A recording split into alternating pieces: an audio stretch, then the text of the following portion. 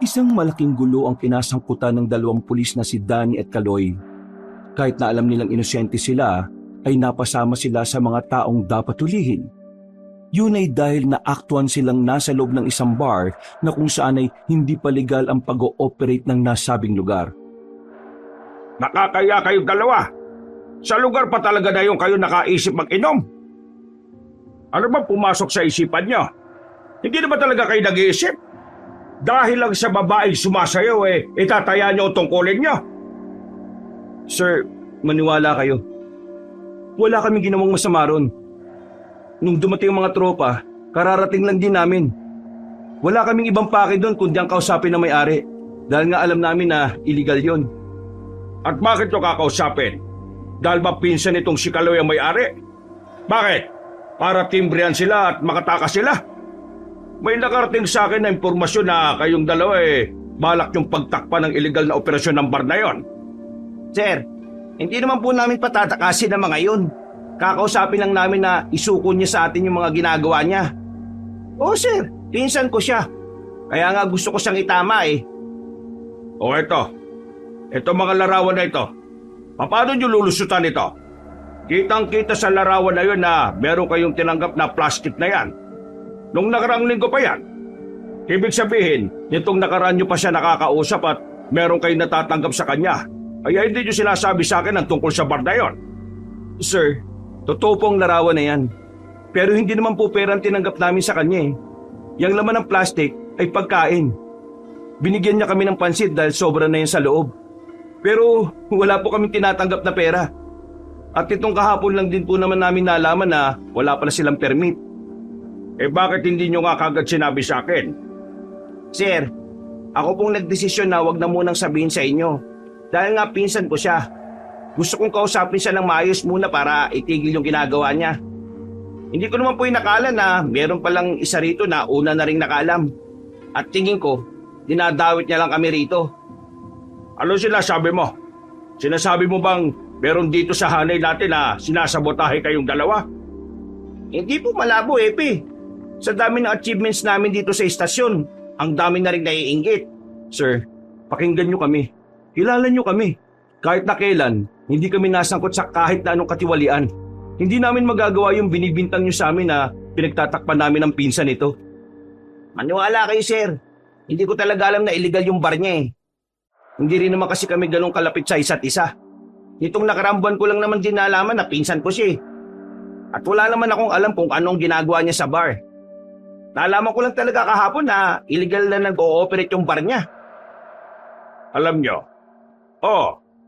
Kilala ko kayong dalawa. Alam kong hindi nyo magagawa ang mga sinasabi sa inyo. Kaya nga ako nagtataka bakit kayo naroon Kung ako lang ang tatanungin, naniniwala akong wala kayong ginagawa masama. Pero ang problema natin dito, yung nangyaring yon ay nabalita, nakaabot sa bayan, nakaabot sa matataas pa sa atin. Hindi ko na kayang pigilan ng iniisip nila. Kahit makatwiran ako, wala. Alam nyo kung anong gusto mangyari ng mas nakakataas sa atin? Para mawala ang kahihiyan sa mga kapulisan, gusto nila kayong sibakin. Hindi naman po tama yung ganyan, sir. Dapat magkaroon ng maayos na investigasyon bago nila kami tanggalin. Pinagdududaan niyo ba ang ginawa naming investigasyon? Tama na. Masakit na ulo ko Ganito na lang. Titingnan ko kung ano magagawa ko para sa inyong dalawa. Pero kung ano mang maging desisyon ng nakatataas, wala na akong magagawa doon. Suspindido na muna kayo. Pasalamat na lang kayo at hindi kayo nakulong. Kahit na papano malambing pa ang tropa sa inyong dalawa. Bago sila lumabas ng kanilang istasyon, tumingin na muna sila na masama kay Amer. Batid nilang meron na namang kinalaman ng lalaking yun sa mga nangyayari. Paglabas nila, napapamura na lamang si Kaloy. Pinapakalma na lamang muna ito ni Danny. Daddy, tingin ko talaga sinasabotahe tayo ni Amer Sinasadya niya mangyari to sa atin para masolunan niya yung papuri. Para hindi na siya masapawan. Wala tayong laban, buddy. Yung mga nakatataas, mga tiyuhin niya. Yan din nga iniisip ko Tingin ko, matagal na nila tayong gustong alisin. Ayaw kasi nila na matitinong pulis gusto nila yung mga pulis na kaya nilang manipulahin para magamit nila sa kabulukan at katiwalian. Nakikita kasi nilang magiging hadlang tayo para sa mga illegal nilang gawain eh. Ang inaalala ko lang si Hepe. Siya na lang ang natitirang matino sa istasyon.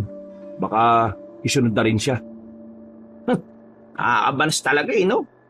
Akala ko sa Maynila lang nangyayari yung mga ganito eh. Pati rin pala dito sa probinsya. Ay nako, nakaka-stress lang. Mabuti pa, sabay na muna tayo. Pampawala ng stress, magluluto ako na makakain natin. Yun, mabuti pa nga. Pasakay na sana ang dalawa sa kani-kanilang motorsiklo nang biglang may humarang sa kanilang isang batang babae. Sa unang tingin pa lang nila, alam na nilang palaboy ang bata. Madungis kasi ito. Magulo rin ang buhok at wala pang tsinelas. Kuyang pulis, pwede po bang makahingi ng barya?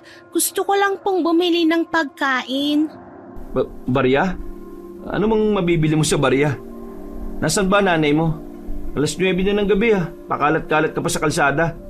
Sige na po, kahit na magkano lang po. Kailangan ko lang po talagang kumain. Nagugutom na po kasi talaga ako eh. Hoy bata, sigurado ka bang pagkain ang bibilin mo? Baka mamaya parte ka lang ng sindikato eh. Oh buddy, huwag ka magsalita ng ganyan, bata yan eh. Bakit? Totoo naman ang sinasabi ko Kadalasan ginagamit ng mga sindikato yung mga bata katulad niya. Ano po ang sindikato? Wala, huwag mo nang intindihin yun. O sige, ganito na lang. Bibigyan kita ng pagkain, babalik ako sa loob. Kukuha ko ng pagkain doon at ibibigay ko sa'yo, ayos ba? Sige po, hihintayin na lang po kita. O buddy, pasok lang ako sa loob saglit lang. Ang bira talaga Kaya ka naabuso kasi ang bait-bait mo Natawa na lamang si Danny sa sinabing yun ng kanyang kabady. Agad na rin siyang pumasok sa loob. Babalikan na lang sana niya ang mga pagkain na natira ng ilan nilang katropa, pero bago siya makarating doon, hinarang siya ng isa pang pulis na kaedad lang din niya. Ang lalaking si Amer. Ang kahanay niyang kahit na kailan, hindi niya magawang makasundo. Palagi na lang kasi itong naiinggit sa kanya. Paano ba yan? Mukhang masisibak na kayo sa serbisyo. Ano nang gagawin nyo nan? Tapon basura na lang? Pambihira. Mukhang saya-saya mo Sa bagay, mawawalan ka na ng kaagaw sa papuri. Pero, alam mo, kahit naman matanggal kami ni Paring Kaloy, hindi pa rin naman mabubura ang katotohanan na marami na kaming nagawa. Marami na kaming achievements. Marami na kaming napatunayan. Samantalang yung iba dyan, kailangan pang gumawa ng hindi maganda para lang makausad. Pinaparigan mo ba ako? Hindi Bakit kita pariringgan? Wala ka namang ginagawang masama, di ba? Isa kang huwarang pulis na dapat tularan ng mga baguhan sa serbisyo. Ay nako, padalin mo na nga lang ako kasi may kukunin ako sa loob. Dali, tandaan mo to Kapag nawala na kayo rito sa serbisyo, sisiguraduhin ko na hindi na kayo makakabalik pa. Naintindihan mo? Naintindihan ko naman Ang dali-dali lang namang umintindi.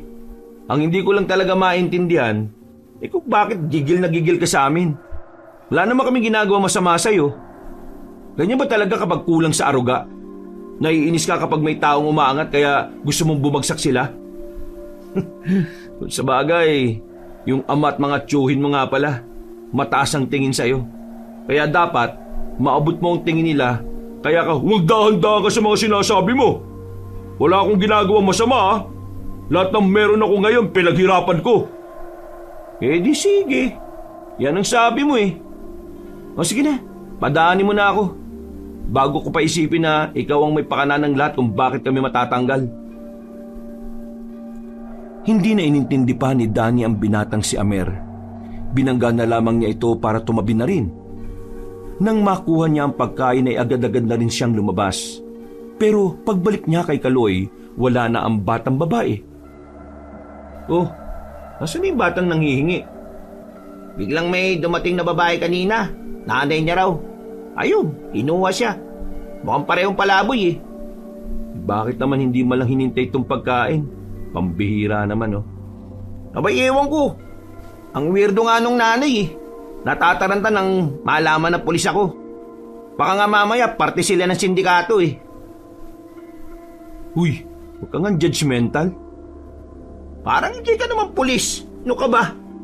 Yung mga ganong estilo, dapat alam mong malaki ang tsansa na parte sila ng sindikato.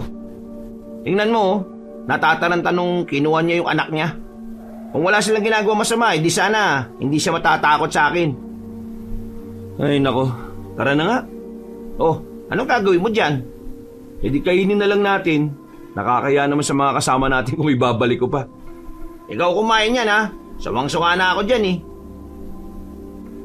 Sabay na sumakay ang dalawa sa kanilang motor. Makalipas lang ang ilang minutong biyahe, agad na rin silang nakarating sa kanilang barangay. Ang barangay na kanilang kinamulatan ay tahimik, mapayapa at maayos. Hindi to gaya ng ibang barangay na maraming kabahayan na halos magkakadikit. Ang sa kanila ay may mga agwat. At hindi pa ganoong karami ang mga poste na may ilaw. Pero ganun pa man, masigla naman ang barangay nila kapag sa araw. Sadyang nakabibingi lang talaga ang katahimikan doon kapag sumasapit na ang dilim. Munti ka na sumemplang kanina. Lutang ka ba? Anong lutang? Ang dilim-dilim kasi dun sa bungad eh. Lintik naman kasing kapitan dito. May pondo, hindi man lang lagyan ng ilaw yung mga parting madilim. Uy, baka may makarinig sa'yo. Pulis ka pa naman. Uy, bakit? Totoo naman ah. Yung mga madidilim na parte ng lugar natin, pwedeng tambayan ng mga masasamang loob yan. Tingnan mo, saka lang papakabit ng ilaw yan kapag may napahamak na. Ini-stress mo palagi sarili mo. Tara na nga sa loob, makapagluto na ako. Eh, wala ka pa pakialam dito sa atin? Buang, malamang meron. Pero ba't ko isasabay yung bagay na yan problemado pa nga tayo sa nangyari kanina, di ba? Mas yun ang iniisip ko. Kasi, paano kapag nasibak tayo? Hindi na tayo makakabalik sa serbisyo. Masasayang lang ang lahat ng pinaghirapan natin ng maraming taon. Sa sinabing yun ni Danny ay tuluyan ng natahimik si Kaloy.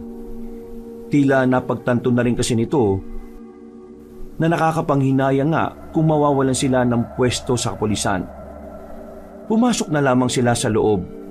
Pagkatapos magluto ay tumambay sila sa bakuran. Sabay silang kumain sa mahabang lamesa na yari sa kawayan. Buddy, may tanong ako pero wag mo akong tatawanan ha. Kung joke na naman yan na corny, wag na. Hindi, seryosong tanong to. O ano ba yan? Naniniwala ka ba sa aswang? Ano? Aswang? Bakit? Anong meron? Basta, sagutin mo muna. Naniniwala ka ba? Oo, naniniwala naman ako. Kasi yung lolo ko sa Bacolod, pinatake ng aswang yun nung binata pa raw siya dati. Bakit ba kasi? Nabalitaan mo ba yung nangyari doon sa kaklase natin nung high school, si Reyes? O anong meron dun? Ayaw pa kasing sabihin Pabitin ka pa Patay na yung pre. Ano? Patay na? Teka. Bakit? Di ba pulis din yun? Kakapasok lang sa kapulisan nung nakaraang taon? Anyari? Pinatay daw Pero parang hindi naman daw tao yung pumatay. Parang aswang nga daw. Paano naman nila nasabing aswang ang pumatay? Malay nyo naman tao lang din. Maangas na pulis din kasi yung isang yun Sa nasagap kong balita pre, parang kinaukaw daw yung tiyan Malala buddy, parang inimbalsa mo daw. Ang sabi pa nga ng kaibigan ni Reyes, babae daw yung dumali. Babaeng aswang. Kasi nakipagmotel daw siya Ha? Di sa motel pala siya natagpo ang patay. Oo nga buddy, doon mismo. O tingin mo, aswang kaya talaga yung dumali kay Reyes? Aba, bakit ako tinatanong mo? Kinukwento mo nga lang sa akin Malay ko ba kung may say ka ron? Di ba, sabi mo lolo mo inatake rin ng aswang? Ang alam ko lang, ang mga aswang, hindi sila umatake kapag maraming tao. Mailap din sila sa tao Kaya, imposible na aswang ang pumaslang kay Reyes kung maraming tao sa motel. Madaling araw daw nangyari. Kesa iniisip natin to, bakit hindi na lang tayo mag-inom? Para naman mawala tong stress natin. Ay nako, sige na nga. Mga ilang sandali lang ay naubos na rin nila ang kanilang kinakain at iniinom. At dahil wala namang ibang kasama si Danny sa bahay, doon na rin nagpalipas ang binatang si Kaloy. Kinabukasan ay tinanghali na sila ng gising. Tunog ng tunog ang kanilang cellphone. Unang nagising si Danny. Pinapunta sila ng kanilang hepe sa istasyon kaya agad naman nilang ginising ang kabady niya. Nagmamadali silang nagbihis. Wala pang ligo-ligo. Mabilis nilang binyahe ang daan patungo sa istasyon at nang makarating sila roon, bumungad agad ang grupo ni Amer. Mga nakangiti, halatang nang aasar. Pero hindi na lamang nila yun pinansin. Pagpasok nila sa opisina, "Magandang umaga, sir." Basahin nyo ito. Inilapag ng matanda ang isang papel. Nang basahin nila ang nakalagay doon, ay agad din naman silang tumutol. Sir, wala na ba talagang magagawa para dito? Baka naman po pwede namin mapakiusapan. Wala naman po kasi talaga kami ginagawang mali. Kung ako lang naman ang tatanungin, ayaw ko rin naman kayong mawala rito. Pero ang dami kasing mga lumalabas na ebidensya na naroon kayo eh. Kalat na sa dyaryo. Tapos ito pang si Kaloy, pinsan niya pa yung may-ari ng bar na yon. Sobrang kahihiyan ang naidulot nun sa kapulisan. At yun ang kinagagalit nila. Sinabutahe lang kami, sir. Si Amer ang lahat ng may kagagawa nito. Sinetap niya kami, naniniwala naman ako na wala kayong ginawang masama. Pero wala tayong ebidensya na si Amer ang gumawa nun sa inyo. At sa kasamaang palad, mas marami siyang ebidensya laban sa inyo. Alam niyo naman ang trabaho natin mga kapulisan, hindi ba? Nagtatrabaho tayo nang nakabase sa mga ebidensya. Bumuntong hininga na lamang ang dalawang lalaki. Alam nilang wala namang mangyayari kahit na magmaktol sila sa kanilang hepe. Kaya naman, tinanggap na lamang nila ang naging desisyon ng mga nakatataas sa kanila. Pero sa kanilang isip-isip, hindi sila papayag na hindi nila mapanagot si Amer. Malakas ang kanilang pakiramdam na si Amer ang dahilan kung bakit hindi sila naiintindihan. At kung bakit iniisip ng lahat na meron silang ginawang hindi tama. Lumabas sila ng opisinang yon. Nang nasa tapat na sila ng istasyon, nilapitan na naman sila ng unipormadong si Amer. Tingin pa lang nito, nakakabwisit na. Mukhang ito na yata ang huling araw ninyo ah. Ano nang mangyayari niyan? Hindi na ba tayo magkikita? Mas maganda na yun siguro hindi na tayo magkita. Nakakasira kasi ng araw yung pagmumukha mo eh. Buddy, tama na yan. Hindi ka dapat nakikipag-usap sa taong ipinanganak na may insekuridad sa katawan. Kahit ano pang sabihin nyo, wala na rin naman kayo magagawa eh. Sibak na kayo. Tanggal na kayo. Ayos lang naman sa amin eh. Eh ikaw, kahit anong gawin mong paninira, kahit na kailan, hindi mo kami mahihigitan. Sobrang layo na ng agwat namin, oh. Hindi mo maabot kung ano man ang mga narating namin bilang pulis. Habang ikaw, nagkukumahog kang makakuha ng karangalan. Ang kaso, hindi mo kaya makuha yon nang wala kang ginagawang katarantaduhan, eh. Kawawa ka naman. Ano sinabi mo? Ikaw nagsimula, ha? Dumaan lang kami. Ikaw ang unang kumausap sa amin. Alam mo, mabuti pa, Amer. Pumasok ka na sa loob at mag-isip ka na kung sino-sino pa sa hanay natin ang dapat mong sibakin. Kasi mas marami pa rin mas magagaling sa iyo sa loob kahit na wala na kami rito. Halos magkiskisa na ang mga bagang ni Amer noong mga sandaling yon. Pero hindi na lang din pinatulan ng dalawa. Sumakay na lamang sila ng motorsiklo nila at natatawa na lang. Hindi ako makapaniwala. Ganon-ganon na lang. Aalisin nila tayo. Nakakapikon tong sistema na to. Eh anong gagawin natin? Ayaw nila ng matitinong pulis na kagaya natin. Mas gusto nila yung mga pulis na siraulo eh. Mga buwisit sila.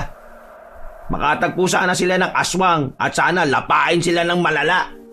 Uy, huwag ka magsalita ng ganyan. Baka mamaya mangyari yan. Ano naman kung mangyari? Mas maganda kang mangyari para talagang maramdaman nila ang karma. Nakakabwisit sila. Sandali silang napatigil sa pag-uusap nang matanaw nila ang isang batang babae sa labas ng bakuran ni Danny. Agad nila itong nilapitan nang makilala nila ang bata. Ito ang batang humihingi sa kanila ng pagkain nung gabi. Wala na naman itong kasama. O bata, ikaw yung kagabi, di ba? Opo, ako po yun. Anding po ang pangalan ko. Bumalik itong kabady ko kagabi, kaso wala ka na. May dala pang pansit sana. Kinuha na po kasi ko ng mama ko eh. Uuwi na raw po kasi kami. Bakit ka ngayon nandito? Mangingi ka na naman siguro, ano? Hindi po, busog naman po kasi ko ngayon eh. Nakakain na po ako ng manok. Wow, manok? Fried chicken ba yan? Hindi po, manok po na hilaw. Nawala ang ngiti sa mukha ng dalawang lalaki na sandali pang nagkatinginan. Biro lang, joke lang po yun.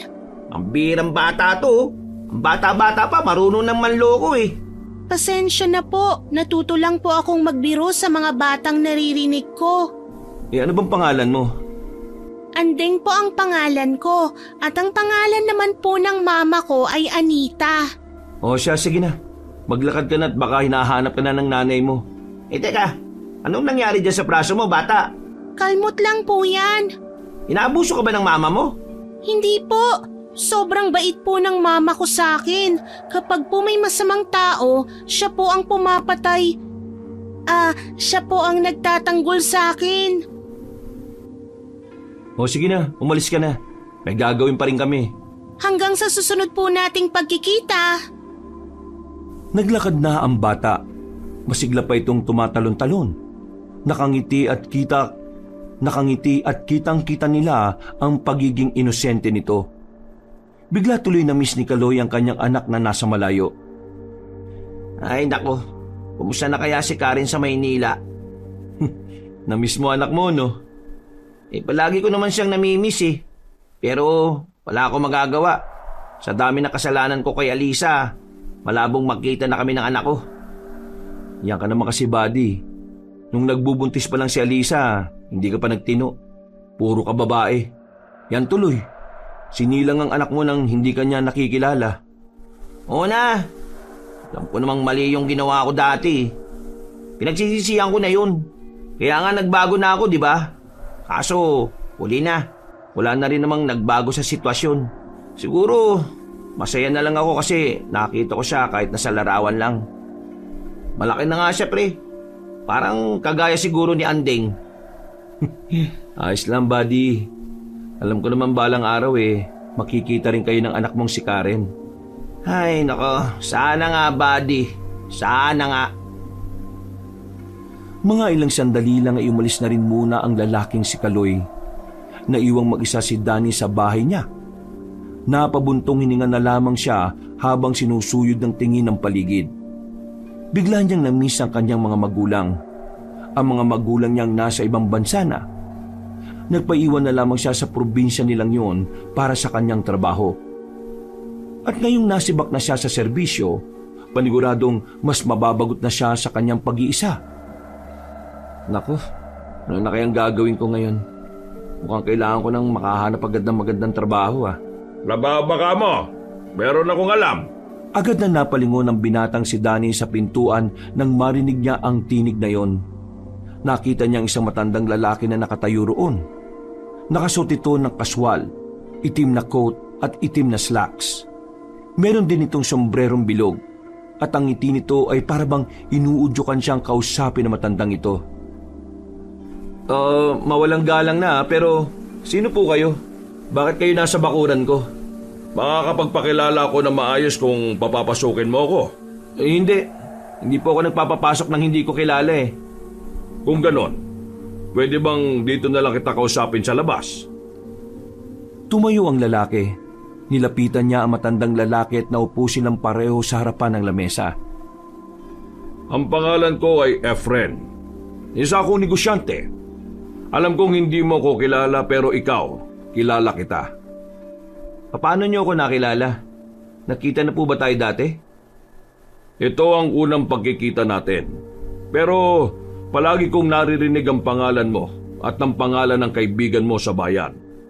Yun ay dahil mahusay kayong pulis. Kaya naman, naisip kong lumapit sa iyo para bigyan kayo ng trabaho. Wala na kami sa serbisyo eh. Kaya wala na kami magagawa dyan sa trabahong sinasabi mo. Sa ibang pulis mo na lang po yan ialok. Kaya nga kayo ang naisipan kong lapitan eh. Kasi alam kong sinibak na kayo. Ha? Paano nyo naman nalaman? Sino ba talaga? Bago natin pag-usapan kung paano ko nalaman, hindi mo ba itatanong kung ano ang trabaho na gusto kong ialok? Hindi nakapagsalita si Danny. Medyo naiintriga siya sa sinabi ng matandang kausap. Pero kahit na hindi naman siya interesado, gusto niya pa rin malaman kung ano yon. Ano ba yung trabaho na yan? Kailangan nyo lang hanapin yung aswang na gumagala sa probinsyang ito. At kapag nahanap nyo, dadalhin nyo sila sa akin. Buhay man o patay. Napaayos ng upo si Danny nang marinig ang bagay na yon. Medyo nagulat siya. Hindi niya kasi inaasahan ang sinabi ni Mang Efren.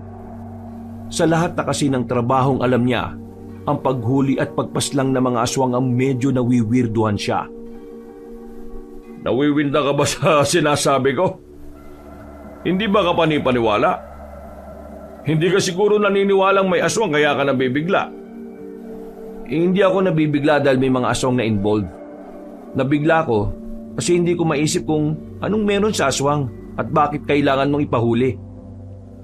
Sabihin na lang nating pineste ng mga aswang ang negosyo ko. Ang farm ko. At dahil doon, hahanap kayo ng ibang tao na papatay sa kanila? Wala ba kayong tauhan? May mga tao naman ako. Pero hirap na hirap sila. Kaya naman, tingin ko kailangan ko na talagang humingi ng tulong sa mga taong talaga namang bihasa. At kayong dalawa ang naisip ko. Hindi ko alam kung tatanggapin ko yung offer nyo pero wala akong ideya sa ganyan eh. At kahit naniniwala ako sa aswang, hindi ko rin naman alam kung anong kakayahan ng mga yan. Hindi naman kita minamadaling magdesisyon. Ang akin lang naman, pwede mo kaming pag-isipan. Wala naman akong ibibigay na deadline.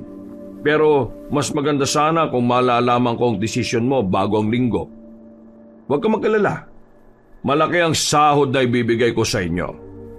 Pag-isipan nyo ito mabuti. Baka dumating yung oras na bigla kayong mangailangan ng pera. Nandito lang ako. Ito ang card ko. Tawagan nyo na lang ang nakalagay na numero kung magbago ang isipan mo. Tumayo na ang matandang lalaki. Tumingin pa ito sa kanya ng nakangiti.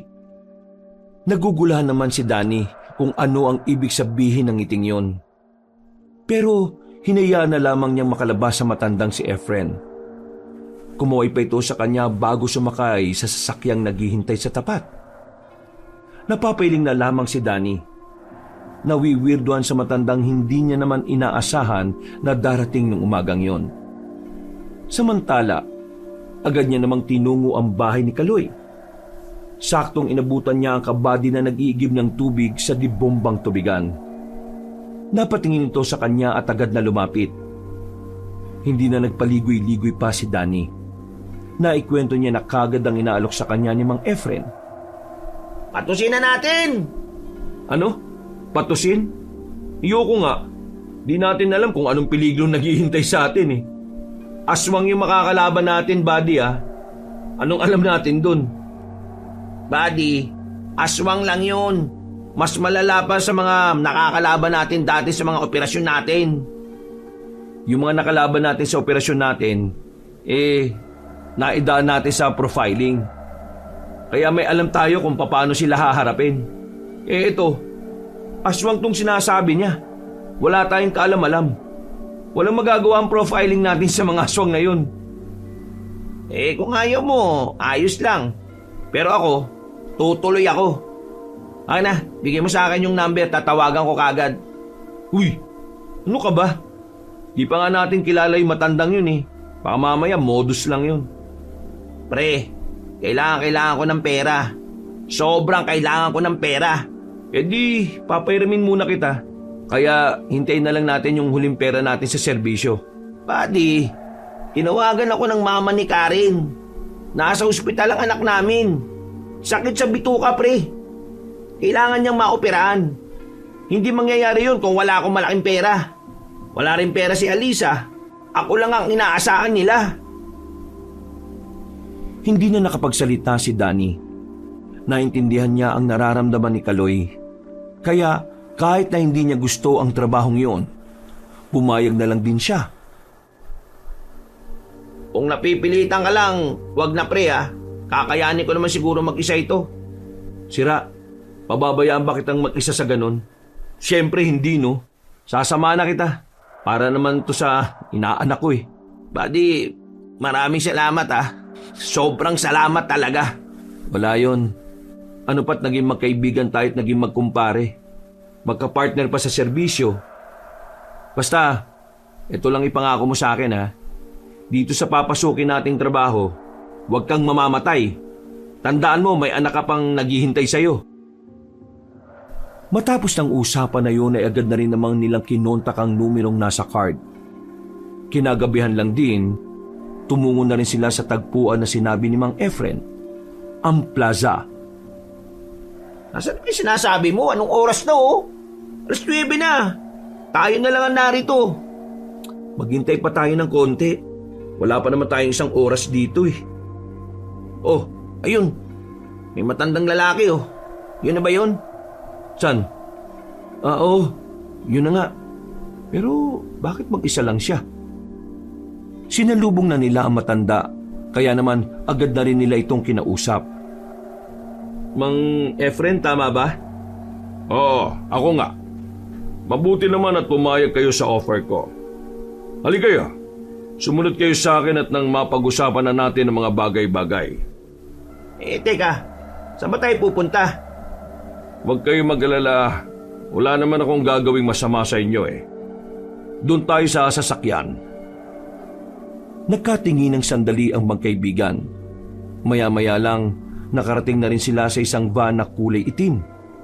Pagpasok nila sa loob, dito na sinimula ng matanda ang mga nais nitong ipaliwanag.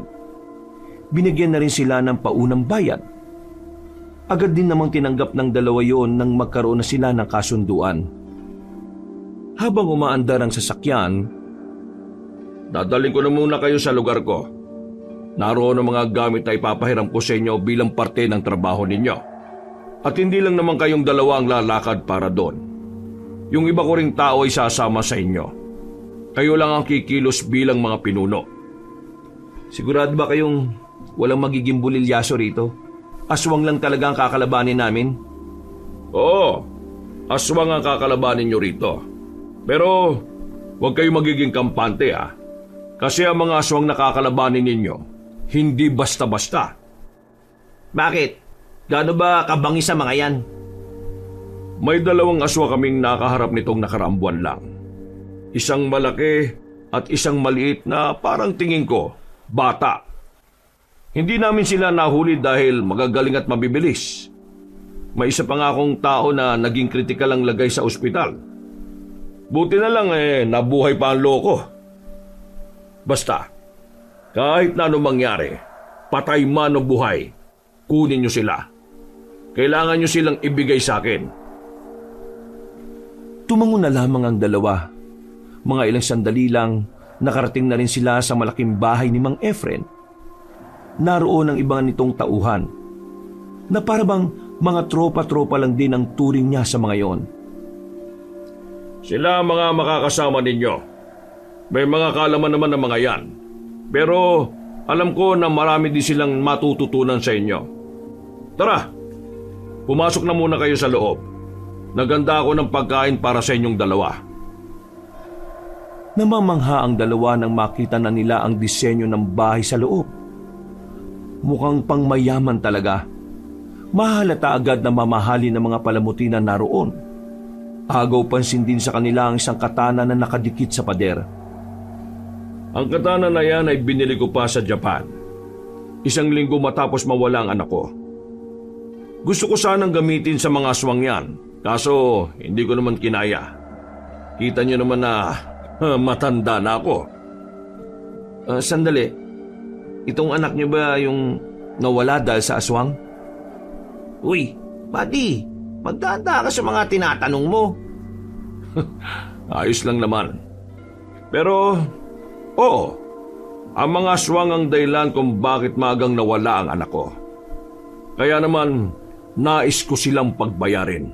Gusto ko silang patayin. Bukod sa hustisya na gusto ko, ayaw ko na rin na may iba pa silang mga tao na mabibiktima. Di ba sinabi niyo sa amin ang dahilan kung bakit gusto niyong tugisin ng mga aswang na yon?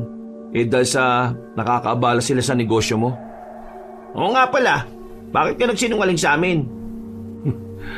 Pasensya na kung hindi ko kagad sinabi sa inyo. Naisip ko kasi na kung sinabi ko kagad sa inyo ang tunay na dahilan, baka hindi kayo pumayag. Baka isipin nyo na gagamitin ko lang kayo para makaganti. Pero ganun naman ang kalalabasan nun, di ba? Okay, sige. Sabihin na natin gagamitin mo kami para maiganti ang anak mo. Pero ito lang ang iniisip ko Sigurado bang 2 aswang lang ang kakalabanin namin? Sa pagkakaalam ko, mayroon lang 2 aswang na kailangan kong iligpit. Sila ang mga aswang na pumaslang sa anak ko. Pero kung sakali mang meron pang iba, nasa sa inyo na yon kung papalagan nyo. Ang akin lang, itong isang babae at isang batang babae na aswang. Sila ang dapat na mahuli. Ano, buddy? Tingin ko, itong aswang na pumaslang sa anak ni Mang Efren may kinalaman din doon sa pumaslang kay Reyes. Teka, sino naman tong Reyes na ito? Pulis din po. Napatay siya nitong nakaraan. May kumakalat na balita na aswang daw yung dumali. Babaeng aswang. Pinatay pa raw siya sa motel Kung ganon, gawain na pala talaga ng aswang na yon ang mambiktima. May alam ba kayo kung bakit nila ginagawang pumatay? Hindi ko rin alam. Pero base sa naiisip ko, baka puro lalaki lang ang pinapaslang nila. Bukod kasi sa anak ko, meron pa silang muntikan ng mapatay Buti na lang at narespondihan kagad. Puro lalaki? May galit yata sila sa mga lalaki. Kaya talagang dapat mag-ingat pala tayo. Sabay-sabay na silang kumain ng mga sandaling yon. Kahit na hindi pa nila lubos na nakikilala matanda, masasabi nilang dalawa na kahit papaano magaan naman ang kanilang pakiramdam. Komportable sila rito. Wala silang nararamdaman na kahit na anong negatibo. Ang mga pakiramdam na yon ang nakakadagdag pa sa dahilan para tulungan nila ito. Bukod sa pera, tila nagkaroon sila ng bagong dahilan para hanapin ang mga aswang. At yon ang mapigilan na kasamaan at maaaring gawin ng mga yon. Pasensya na kayo kung hindi ko na muna kayo may hahatid Kailangan ko na muna kasing magpahinga. Medyo sumasakit na naman kasi ang dibdib ko Okay lang ho. Wala naman pong problema. Ihatid naman po kami ng mga tao ninyo Sige na po, magpahinga na lang muna kayo. Kaya na namin ang mga sarili namin. Makakaasa kayo na magagawa namin ang trabaho na binigay ninyo. Ngumiti na lamang ang matandang lalaki sa kanila. Sumakay na rin sila sa sasakyan at agad na umalis. Nang makarating na sila sa kanilang baryo, biglang napaisip si Danny habang naglalakad sila. Tama ba itong pinasok natin? Oo, kailangan natin ng pera. Pero, legal ba to, pre? Wala na tayo sa serbisyo, pre. Katatanggal lang sa atin, di ba? Nakalimutan mo na ba yun? At ang dadali naman natin, aswang, hindi naman tao. Wala namang batas na ginawa na nagpoprotekta sa buhay ng aswang, di ba? Kung sa bagay, may tama ka naman. Oh, sino yun Yung bata? Si Anding? Ano na naman ang ginagawa ng batang yan dito? Binilisan nila ang kanilang paglalakad para lapitan ng bata. Pero nang makita sila nito ay agad itong tumakbo paalis. Nag-aalala si Danny na baka kung anong mangyari sa batang yon. Lalo na at may mga hinala na may aswang na gumagala-gala sa kanilang lugar. Saan ka na naman pupunta? Sandali, susundan ko yung bata. Baka mamaya mapano yun Uy, ano ka ba? Di mo naman anak yun Pabayang magulang ang meron nyo, tapos ikaw ang... Kung may mangyari doon sa bata tapos wala tayong ginawa, makakaya mo bang isipin yun? Alam mo naman na may aswang eh. Ay nako, tigas ng bumbunan mo. Bahala ka na nga. Hindi na inintindi pa ni Danny ang kanyang kaibigan. Agad-agad na rin siyang tumakbo. Nakita niya ang batang babae na sige pa rin sa pagtakbo at lumiko pa yon sa kabilang sityo. Hoy, Anding! Kakainis na bata to. Oh. Nang makarating na siya sa kanto, nakita niyang nakatayo roon ang batang babae. Kita niya ang nakangiti nitong mukha dahil sa liwanag na nagmumula sa poste ng ilaw. Anding! Gabing-gabi na.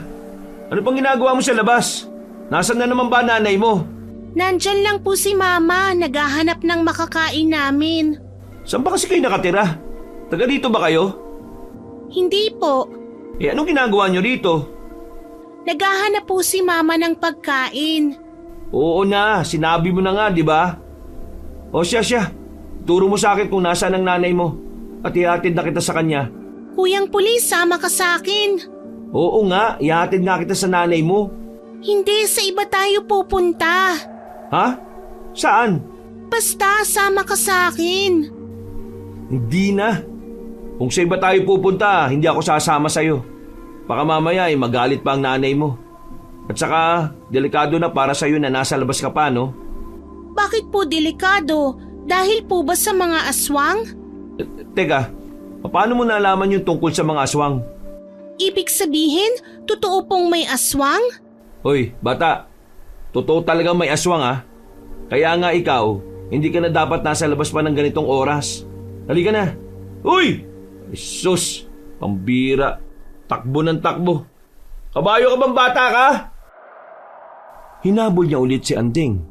Pero nang lumiko ulit ito sa isa pang kanto, laking pagtataka na niya nang hindi na niya nakita roon ng bata. Bigla itong nawala.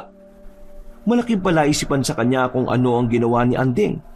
Pero inisip na lang niya na baka pumasok ang batang yon sa halamanan. Papasok na rin sana siya roon nang biglang dumaan naman ang kanyang kaibigan na si Kaloy. Uy, pambira naman. Ano bang gagawin mo dyan? Oh, akala ko nauna ka na. Sinundan kita. Nag-aalala kasi ako na baka mamaya makaharap mo yung aswang na mag-isa ka lang. Wala pa naman tayong dalang baril.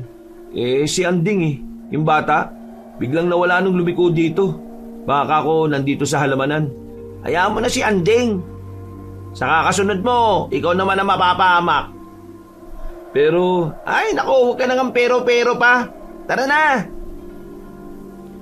Napapailing na lamang ang lalaking si Danny nang maglakad na rin sila paalis.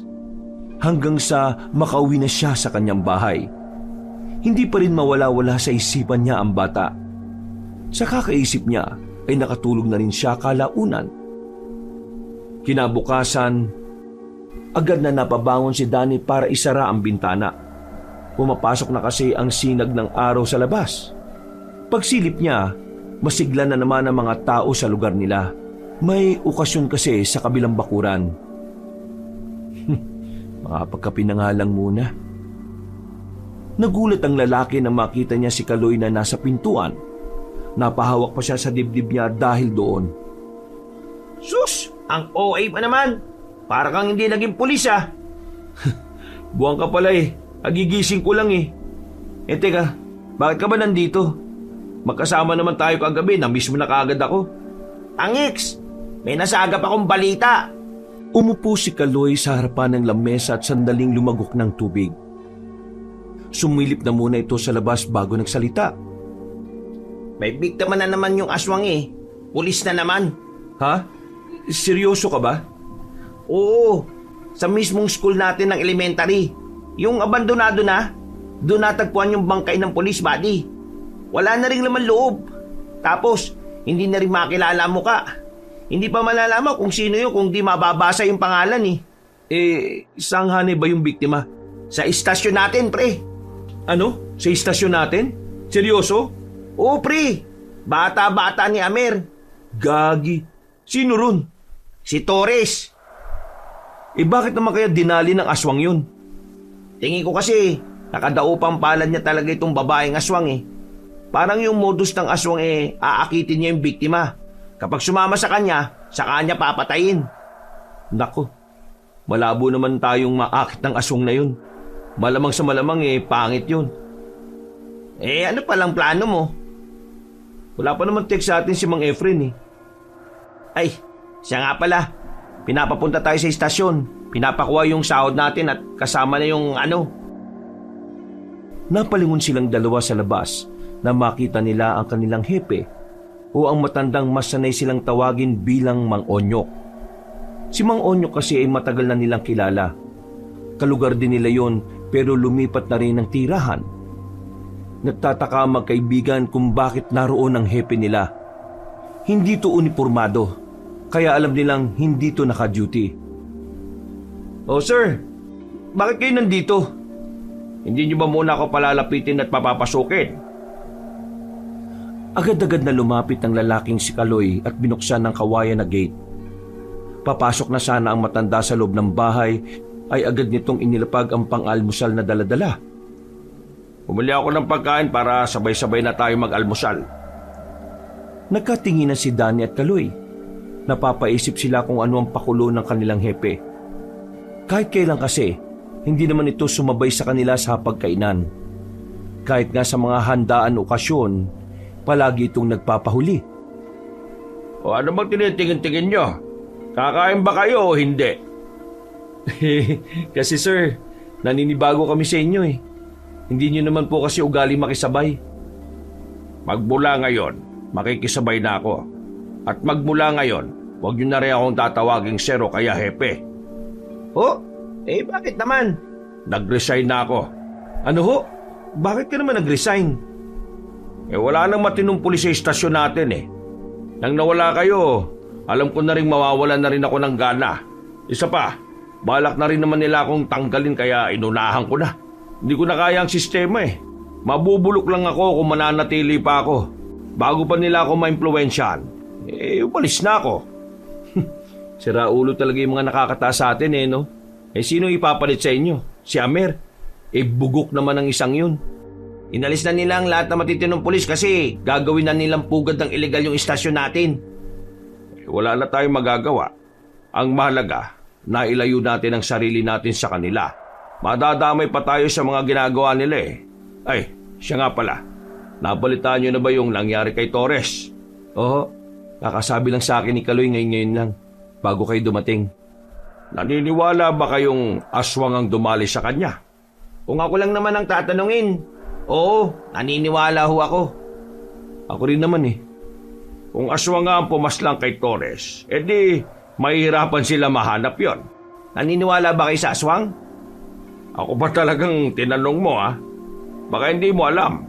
Nung binata pa lang ako sa Gimaras ang dami ko nang nakikita ang kanyang kapag alas 6 ng gabi hanggang alas 7. Buti na lang naniniwala ka sa mga aswang. Hindi na kami mahihirapang ipaliwanag sa iyo kung ano man ang... Buddy! O bakit? Kailangan ba talaga niyang malaman? Hoy, nagbubulungan pa talaga kayong dalawa sa harap ko. Alam ko na naman kung ano yan Huwag kayong mag-alala. Pagtapos ko mag-resign, nakausap ko kaagad si Efren. Magkakilala ho kayo? Oo, pero hindi kami malapit sa isa't isa. Magkumpare kami sa anak ng isang retired army. Sinabihan ka rin ba niya tungkol sa pagtugis sa mga aswang? Sa totoo lang, hindi ko naman kailangan ng pera mula sa kanya. Gusto ko lang talagang maiba naman ang kinakalabang ko. Interesado ako makapaslang ng aswang. Magkakasama ka na pala namin yan. Parang gano'n na nga. Buti naman. Kahit na papaano meron pa rin tayong trabaho na kung saan kasama ka namin. Nakakamiss din kaya yung dati, Hepe. Yung tayo-tayo lang, nung matitino pa ang mga tropa. Mula nang dumating si Amer sa atin nagkanda leche-leche na. Yan yun na. Magkakaroon din ng hustisya itong mga ginawa nilang kalokohan. Saka natin sila aasikasuhin kapag natapos na itong pinagagawa ni Efren. Naging mapayapa at maayos naman ang umagang yon para sa kanila. Pagdating ng kinahapunan, sabay-sabay na silang nagtungo sa bahay ni Mang Efren. Nakahanda na mga tao na matandang mayaman ng mga sandaling yon. Mabuti naman at pinaunlakan mo ang imbitasyon ko, Hepe. Namalaman ko na makakasama ko yung dalawang ito, hindi na ako nagdalawang isip. Pero, bakit mas pinili mo ito kaysa sa pagiging pulis? Ang totoo niyan, kung ako papipiliin, magiging pulis pa rin ako. Pero hindi na sa dating lugar na kinalalagyan namin. Hindi na ako masaya ron eh. Puro kabulukan na lang ang nararanasan ko. Total narito naman na kayo. Mas maga kayong aalis ngayon. Ito ang unang araw ng inyong magiging trabaho. Mataas ang paggalang ko sa inyong tatlo. Alam ko kung gaano kayo kagagaling ng mga pulis. Huwag kayong mag-alala. Mas maganda ang balik nito sa inyo. Hindi ko naman iniisip ang pera eh. Gusto ko lang talagang maranasan naman to. Epe, kung ayaw mo ng pera, bigay mo na lang sa akin ha. Kailangan ko eh. Gusto ko naman ng pera, pero hindi ko yun iniisip. Pero sige, hahatian pa kita. Ayos, the best ka talaga, Hepe. Sana ako rin, di ba? Oh, tara, sumunod na kayo sa akin. Ipapakita ko na sa inyo ang mga armas na gagamitin ninyo.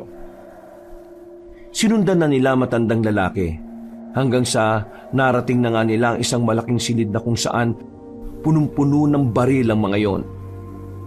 Friend, lisensyado ba ang latang ito? Kung malaman to ng kapulisan baka madali ka. Lisensyado ang iba dyan, pero karamihan hindi. Naipon ko mga yan, galing pang Canada ang halos lahat. Inipon ko para lang talaga rito sa mga aswang na dumali sa anak ko. Mang Efren, matanong ko lang pulis ba ang anak ninyo? Napapansin kasi namin, halos lahat ng biktima ng aswang na yun pulis. Hindi pulis ang anak ko, pero marami siyang kaibigan na pulis. Kung totoo nga puro pulis ang mga pinapatay ng babaeng aswang, hindi malabong nadamay lang ang anak ko. Huwag kayong mag-alala, Mang Efren. Kami nang bahala sa aswang na yun. Isa-isa na nilang ibinaba ang mga baril na nakadikit sa pader. Magaganda ang napili nila. Mas matataas ang kalibre. Maya-maya pa, lumabas na rin sila. Hindi na sila gumamit ng sasakyan.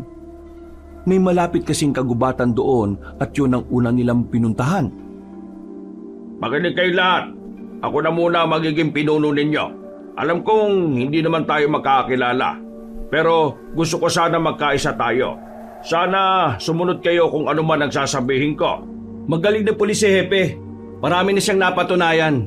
Kaya siguradong hindi niya tayo pababayaan. Makinig lang kayo at mahuhuli natin ang mga aswang na yun.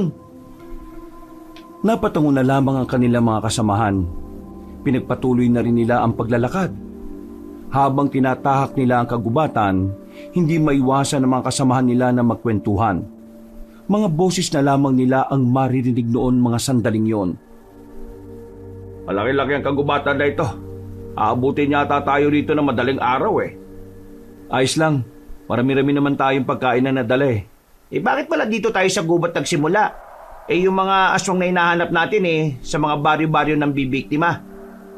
Ayon sa pagkakaunawa ko, ang mga aswang sa kagubatan nagpapahinga. Pero sa gabi sila pumupunta sa mga baryo. Mga dakong alas 10 hanggang alas 12. Ang mahalaga naman kasi ngayon, may posibilidad tayo makakita ng mga bakas na mga aswang. Kung sa bagay, pwede rin naman. Napatigil sila nang meron na silang nakitang isang tila abandonadong kubo. Sinenyasan ni Mang Unyok ang mga kasamahan nila ng magdahan-dahan. Nang makalapit na sila roon, wala silang inabutan na tao. Wala rin silang nakitang gamit sa loob ng kubo. Akala nila ay pangkaraniwang kubo lamang yon ng mga mangangaso. Epe, tingnan nyo itong nasa ilalim Mga buhok yata yan Bakit may ganyan dyan? Buhok to ng lalaki tsaka ng babae. Kung tamang hinala ko, baka ito yung buhok ng mga nabiktima nila. Ibig sabihin, kinakalbo nila? Oo, parang kinakatay siguro nila. Pero bakit yung mga nabiktima nila inaalisan nila ng laman loob? May dalawa kasi silang paraan kung paano nila kakainin ng tao. Pwedeng hilaw, pwede rin namang niluluto nila. Kapag hilaw, siguro yun yung nangyari sa mga biktima nila. Well, wala tayong magagawa dito. Kaya tara na, ipagpatuloy na natin ang paglalakad natin. Sa kanilang pagpapatuloy, marami-rami pa silang nakitang bakas na mga aswang. Merong mga damit na natuyuan ng dugo. Meron din namang mga sapatos na hinihinala nilang biktima ng mga aswang. Nilibot nila ng nilibot ang kagubatan hanggang sa abutan na nga sila ng 3:00 na madaling araw. Dito na nila naisipang bumalik. Palagi kasi nila, napunta na nila lahat ng sulok ng gubat. Negative. Uwi na lang muna tayo. Babalikan na lang natin sila ulit bukas. Baka natunugan na tayo ng mga aswang. Nang makabalik na sila sa bahay ni Mang Efren, ibinalik na muna nila ang mga armas. Kailangan na nilang magpahinga. Inalok sila na matulog na sa bahay ng matandang lalaki, pero dahil hindi sa komportable, pinili na lamang nilang umuwi sa bahay ni Danny. Pre, timpla ka ng kape natin. Nandun sa kusina, maraming kape. Matamis ba? Sakto lang. Hepe, hindi pa rin ako makapaniwala na kasama ka namin sa trabaho ngayon. Parang kailan lang nasa iisang istasyon lang tayo eh. Ako nga rin eh. Alam mo, pakiramdam ko nga, hindi tayo pulis kapag hindi tayo naka-uniforme. Hepe, hindi na tayo pulis. Sinibak na kami. Umalis ka naman. Kahit anong mangyari, pulis pa rin tayo. Uniforme lang ang wala sa atin. Pero yung totoong puso ng pulis, nandito pa rin. May plano ka bang bumalik sa serbisyo? Kung papala rin oo naman. Buhay ko na ang pagpupulis eh. Kayo ba? Oo naman. Pero napag-usapan namin ni Kaloy na baka sa Maynila na kami. Bulok ang sistema rito sa atin eh. Mas maraming bulok na pulis sa Maynila. Mag-iingat kayo ron. Oo naman. Hindi kami magpapa-impluwensya sa kanila sakaling doon na nga kami magiging pulis. Siya nga pala. Pwede bang dumito na muna ako matulog? Mag-aalas 4 na kasi. Delikado na kung maglalakad pa ako na mag-isa. Ayaw ko na rin namang magpahatid sa inyo. Ayoko naman, Hepe. Wala namang problema. Sama-sama tayo na matutulog dito. Tinapik na lamang ni Mang Onyok ang binatang si Danny. Maya-maya lang, matapos magkape ay naglatag na lang din sila ng mahabang banig sa sala. Kinabukasan ng umaga, isa na namang masamang balita ang nakarating sa kanila. Ayon sa mga naririnig nilang usap-usapan sa baryo, isa na namang pulis ang natagpo ang wala ng buhay. Malapit lang yun sa kanila kaya agad nila yung pinuntahan. Naabutan nilang nagkukumpulan ng mga tao. Hinawi nila ang mga yon para makasingit. Walang ya. Kaibigan ni Amer to ah. Parang kahapon lang nakita ko pa to sa terminal eh. Nakadaupang palad niya yata yung babaeng aswang. Manyakis kasi ang isang yan eh. Nakandusay ang isang lalaking pulis na nakatrip lang ng dahon ng saging. Sa mga naririnig nila, wakwak na rin daw ang tiyan nito. Noong mga sandaling yun, bigla na rin dumating ang grupo nila Amer. Pero nang makita sila nito, nilapitan sila nito at parang hinuhusgahan sila. Oo, ano meron?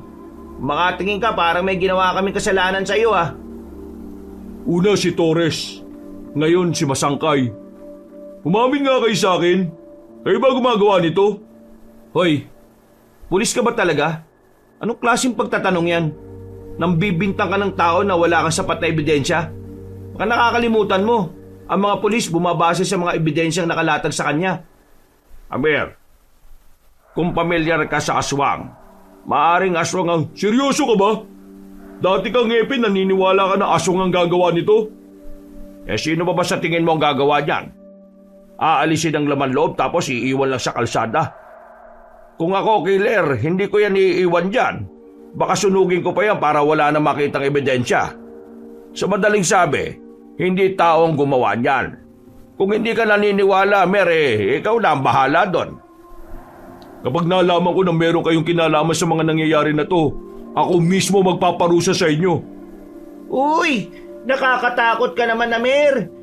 Ganyan ba talaga kapag maraming kapit na matataas? Malakas ang loob na magbanta? Buddy, tama na. Huwag mo nang patulan. Dumistansya na lamang silang tatlo. Hindi pa rin naaalis ang masamang tingin sa kanila ni Amer. Habang naglalakad na sila pauwi, hindi maiwasan ng lalaking si Kaloy na hindi mainis kay Amer. Kung pwede niya nga lang sapakin ng lalaki, ginawa na niya. Pero nakapagpigil siya. Batid ni Kaloy na mas lalong magiging mahirap ang buhay nila kapag sinaktan niya si Amer. Hirap din talaga intindihin yung utak ni Amir, ano? Paano kaya naging pulis ang isang yun? Ano pa bang aasahan mo dun? Puro matataas ang ranggo ng mga kamag-anak niya. Malamang, madali na lang para sa kanya na makapasok kahit mahina utak niya. Kayong dalawa talaga. Huwag nyo nang pag-usapan ng isang yun para hindi masira araw natin. Makalipas ang ilang oras, tumungo na rin sila sa bahay ni Mang Efren. Sa puntong ito, hindi na sa kagubatan ng ruta nila. Iisa-isay nila ang pag-uusisa sa mga baryo. Dakong 4:00 ng hapon, bumalik na sila sa kanilang baryo. Ang baryo nila ang uunahin nilang inspeksyonin. Hinala nila, maaring sa baryo din nila nagtatago ang nasabing aswang. 3 lamang silang rumoronda nung oras na yon. Ang mga kasama kasi nila ay sa ibang baryo pinapunta. Sa kanilang paglalakad, nakakasalubong nila ang batang si Andeng. At sa pagkakataong ito, kasama na nito ang ina. Masayang tumingin sa kanila si Andeng, habang ang babae naman ay seryoso lang ang muka. Para bang wala itong emosyon. Oh, Andeng, nandito ka na naman. Sabihin mo nga, saan ba kayo nakatira dito? Hindi nga po kami taga rito. Siya nga po pala, kasama ko nga po pala si Mama.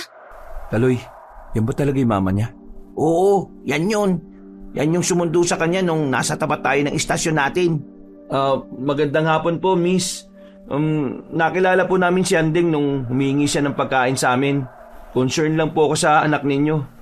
Minsan kasi mag-isa lang siya. Saan ba talaga kayo nakatira para alam ko minsan kung saan ko siya ihahatid? Nakatingin lang sa kanila ang babae. Hindi ito nagsasalita. Walang kahit na anong reaksyon. Sa mga sandaling ito, naisip na ni Danny na parang merong problema sa pag-iisip ang babae. Andeng, ayos lang ba talaga nanay mo? Kapag ganyan po siya, ibig pong sabihin niya na nagugutom po siya. Nagugutom? Dumukot ng pera si Danny para ibigay sa mag-ina. Pero sa kasamaang palad, hindi yun tinanggap ng bata. Oh, ayaw mo ba? Pambilin nyo ng pagkain. Ibang pagkain po kasi ang gusto ni Mama eh. Di ba Mama? Umalis na tayo. Pero Mama, hindi ka ba makikipagkilala sa kanila? Pwede natin silang gawing... Sinabi ko nang umalis na tayo. Tumaas ang boses ng babaeng si Anita. Hinila nito ang bata at agad na ring naglakad papalayo. Napapakamot na lamang sa ulo si Danny. Nakakapagsalita naman pali. Nainsulto yata sa iyo, buddy. Sundan natin ang dalawang yon. Ha? Bakit to? Sumunod na lang kayo sa akin. Nauna nang naglakad ang matandang lalaki. Agad naman nila itong sinundan. Palihim silang bumuntot sa mag-inang Andeng at Anita. Hanggang sa nakita na nga nila yung lumiko sa isang kanto. Pero nang marating din nila yon, nagtaka na lamang sila nang hindi nila yun nakita. Bigla na lamang itong naglaho. Oh, nasaan na yung mag-inang yun? Bakit ba kasi natin sila sinusundan eh? Kaya dahil dala yung babae. Sandali nga. Sinasabi niyo bang yung babae niyo ng aswang? Teka. Paano naman mangyayari yun eh? Palaboy lang naman silang dalawa. Hindi sila taga rito. Yung kilos pa ng babae hindi pangkaraniwan. At wala silang uka sa ibabaw ng labi nila. Anong uka? Yung uka, itong nasa ibabaw ng labi natin na parang lubak sa pagitan ng upper lip at saka yung ilong natin. Kapag ito ay patag lang, ibig sabihin, aswang. Oo nga, napansin ko din yun sa bata. Ibig sabihin, aswang silang dalawa? Sila yung... Kung aswang silang dalawa, malaki ang tsansa na sila yung aswang na nambibiktima. Kailangan natin silang imbestigahan. Napalunok na lamang ng laway si Danny. Bigla siyang kinabahan. Hindi niya inakala na maging ang batang si Andeng ay maaari nilang pagdudahan. Pero sa isip-isip niya, hindi rin naman malabo. Wala silang kahit na anong alam na pagkakakilanlan ng dalawa. Bukod pa ron, hindi rin nila maipaliwanag ang bigla-bigla na lang na pagkawala ng mga yon. Sinubukan nilang hanapin ang dalawa pero inabot na sila ng gabi ay wala naman silang napala. Oh, natunugan na yata tayo. Tingin ko, iniiwasan din talaga nila tayo dahil nga nakakausap natin si Anding. Sabay-sabay silang napalingon sa grupo ng mga pulis na tumigil sa gilid ng kalsada. Nang lumabas sa mga nasa loob, nakita nila si Amer kasama ang iba pang mga pulis.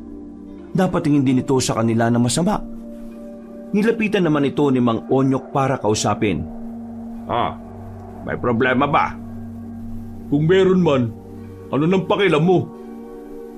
Hoy Amer, matuto ka nga gumalang. Hepe natin yan. Noon yun, pero hindi na ngayon. Kahit pa, di ka ba naturuan ng mga magulang mo na gumalang sa mga nakakatanda? Anong sabi mo?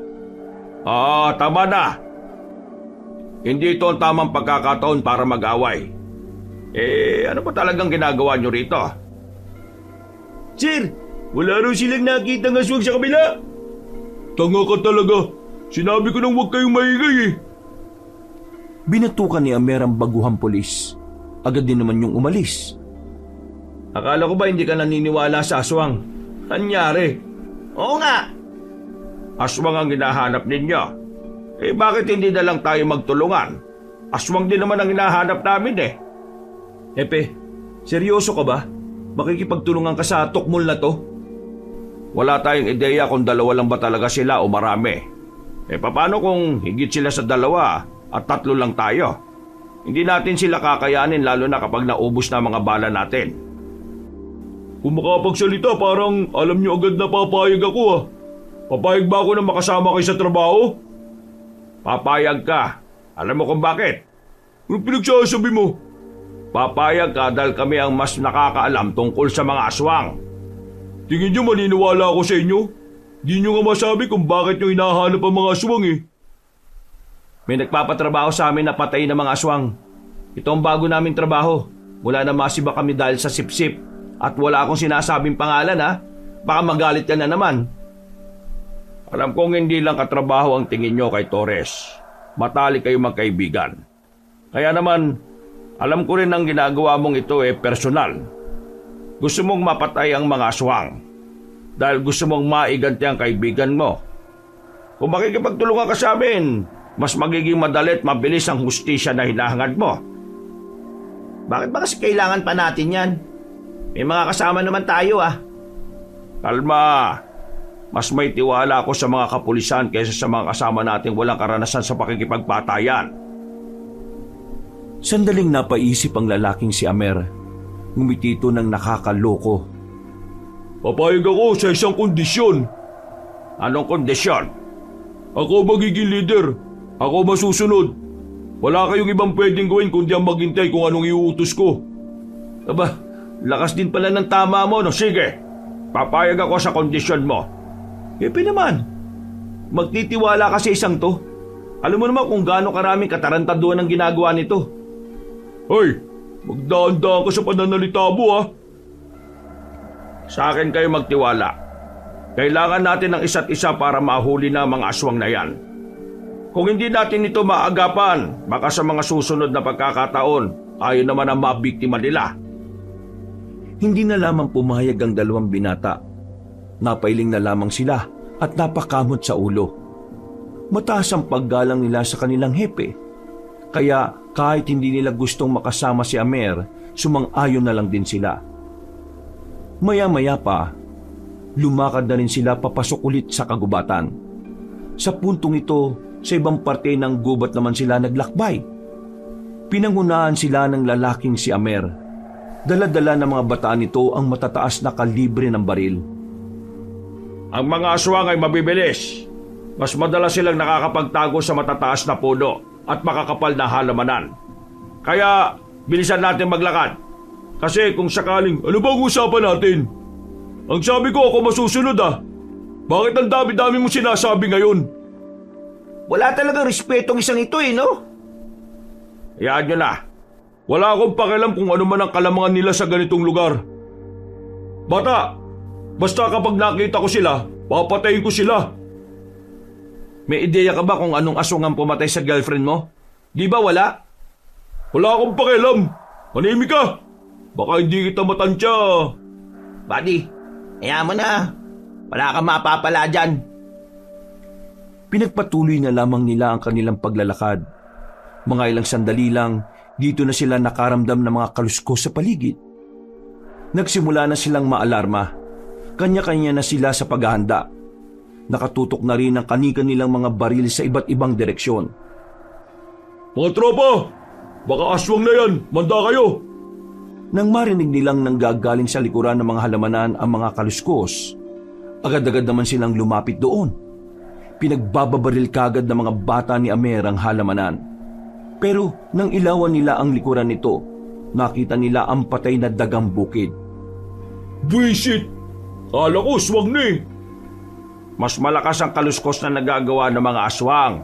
Kapag mahina, hindi aswang yon. Di ko tinatanong no?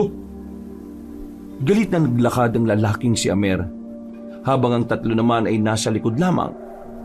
Nang makarating na sila sa ilog, ay sandali na muna silang nagpahinga.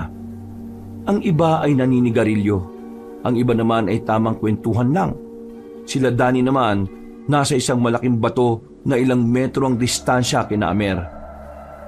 Makikita ba talaga natin ang aswang ngayon kung ganyan si Amer? Mas inuuna emosyon kaysa gumamit ng utak eh. Epe, ano ba talaga binabalak mo? Oo nga. Alam ko meron kang binabala kaya pumayag ka na sumama rito eh. Wala akong ibang binabalak. Gusto ko lang mapadali itong trabaho na ito. Ang bala ko lang, gagamitin natin ang mga tao niya para panangga sa aswang. Saka natin papatayin. Epe, dalawang garapal yan ah. Oo, garapal na akong garapal. Ginarapal din naman nila tayo, di ba? Kaya gagarapali ko na sila ngayon. Bale ang gusto mo palang mangyari, sila ang unang lalaban at gagalaw lang tayo kapag nakahanap tayo ng tamang pagkakataon? Mismo! Hoy! Ay tatlo dyan! Aalis na! Ihoy naman tayo nito, kala mo kung sino eh. Tahimik lang silang naglalakad. Nang makarating na sila sa mapunong parte, dito na nila naramdaman ang presensya ng aswang. Pagtingin nila sa itaas ng puno, naroon ang isang babaeng mahaba ang buhok. Kakaiba ang muka. Mahaba din ang kuko. Hindi na nagdalawang isip pa si Amer. Niratrat nito ng balang aswang na yon. Sumunod din naman sa kanya ang mga kasamahan nito. Hepe, anong gagawin natin ngayon? Stand sa korte. Panoorin muna natin sila. Hindi nila matamaan yung babaeng aswang eh. Grabe, ganyan pala kabilis yun. Anong ginagawa nyo? Patamaan nyo naman! Mga inutil kayo oh! Kahit na anong gawin ni Amer, hindi nila magawang patayin ang babaeng aswang. Habang nagkakarga sila ng bala, biglang umatake ang aswang. Pinagkakakalmot nito ang mga lalaki. Sa isang iglap, napabagsak na nito ang mga yon. At ang natitira na lamang na nakatindig ay si Amer, na sa mga sandaling yon ay tila kinikilabutan na rin. Visit ka aswang ka! Visit! Nang maubos na ang bala ni Amer, nakita nilang aatake ang babaeng aswang mula sa gilid nito.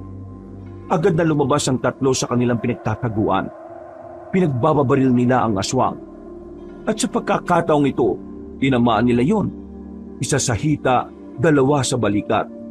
Pero kahit na ganon, agad na rin nakagapang ang aswang paakyat sa puno. Sinubukan nila itong hulihin, pero hindi na nila yon inabutan. Masyado siya mabilis. Nasabi ko na nga ba eh, magiging kalamangan niya ang mga puno rito. Yan, di kasi nakikinig tong si Amer eh. Kung pinakinggan mo lang sana si Hepe, di sana hindi sugatan niya mga kasamahan mo. Hindi na natin dapat pang pagtalunan to. Nangyari na eh. Bumalik na lang tayo. Ano? Iwan niyo ako dito? Kasama itong mga tao na sugatan? Hindi mo ba sila kayang buhatin? Iba'y siraulo ka pala eh. Kita mong 6 yan, ako lang mag-isa. Sige, tutulungan ka namin sa isang kondisyon. Ha? Ayaw mo yata eh. Eh ano ba kasi yun? Tutulungan ka namin kung makikinig ka na sa amin sa susunod. Ha? Bingi ka ba? Oo na. Tulungan niyo lang ako dito. Tsaka, huwag niyo sanang ipagkalat na aswang ang may mga gawa nito ha. Eh bakit? Takot ka bang malaman ng mga tiyuhin mo na gumawa ka na naman ng sarili mong desisyon? Manahimik ka nga. Takot ka pala eh. Sige na, bilisan na natin. Yung iba naman dyan kaya pang tumayo. Alalayan lang natin. Nang masiguro nilang wala na nga ang mga aswang, inalalayan na nila ang mga kasamahan nilang sugatan. Nagawa naman nilang makalis doon. Nakabalik sila sa kalsada. Isinakay agad ni Amer ang mga kasama niya sa van at saka agad na umalis. Sama talaga ng ugali oh. Di man lang nagpasalamat ang loko. Saan niya kaya dadalhin yun? Hindi pwedeng sa ospital. Malalaman ng mga tiyuhin niya. May kakilalang doktor yan si Amer. Baka doon. Sayang, di natin napatay yung aswang. Masyado siyang mabilis Pero ang mahalaga, natamaan natin siya. Kung hindi niya magagamot ang sarili niya, baka maubusan ng dugo yun. Aswang yon. Kayang-kaya niyang gamutin ang sarili niya. Kaya huwag tayo makakampante. O sige, tara na. Puntahan natin si Efren. Kailangan na niyang malaman to. Isang oras din na nagdaan, narating na rin nila ang tirahan ni Mang Efren. Inabutan nila matandang mayaman na abalang naglilinis ng baril.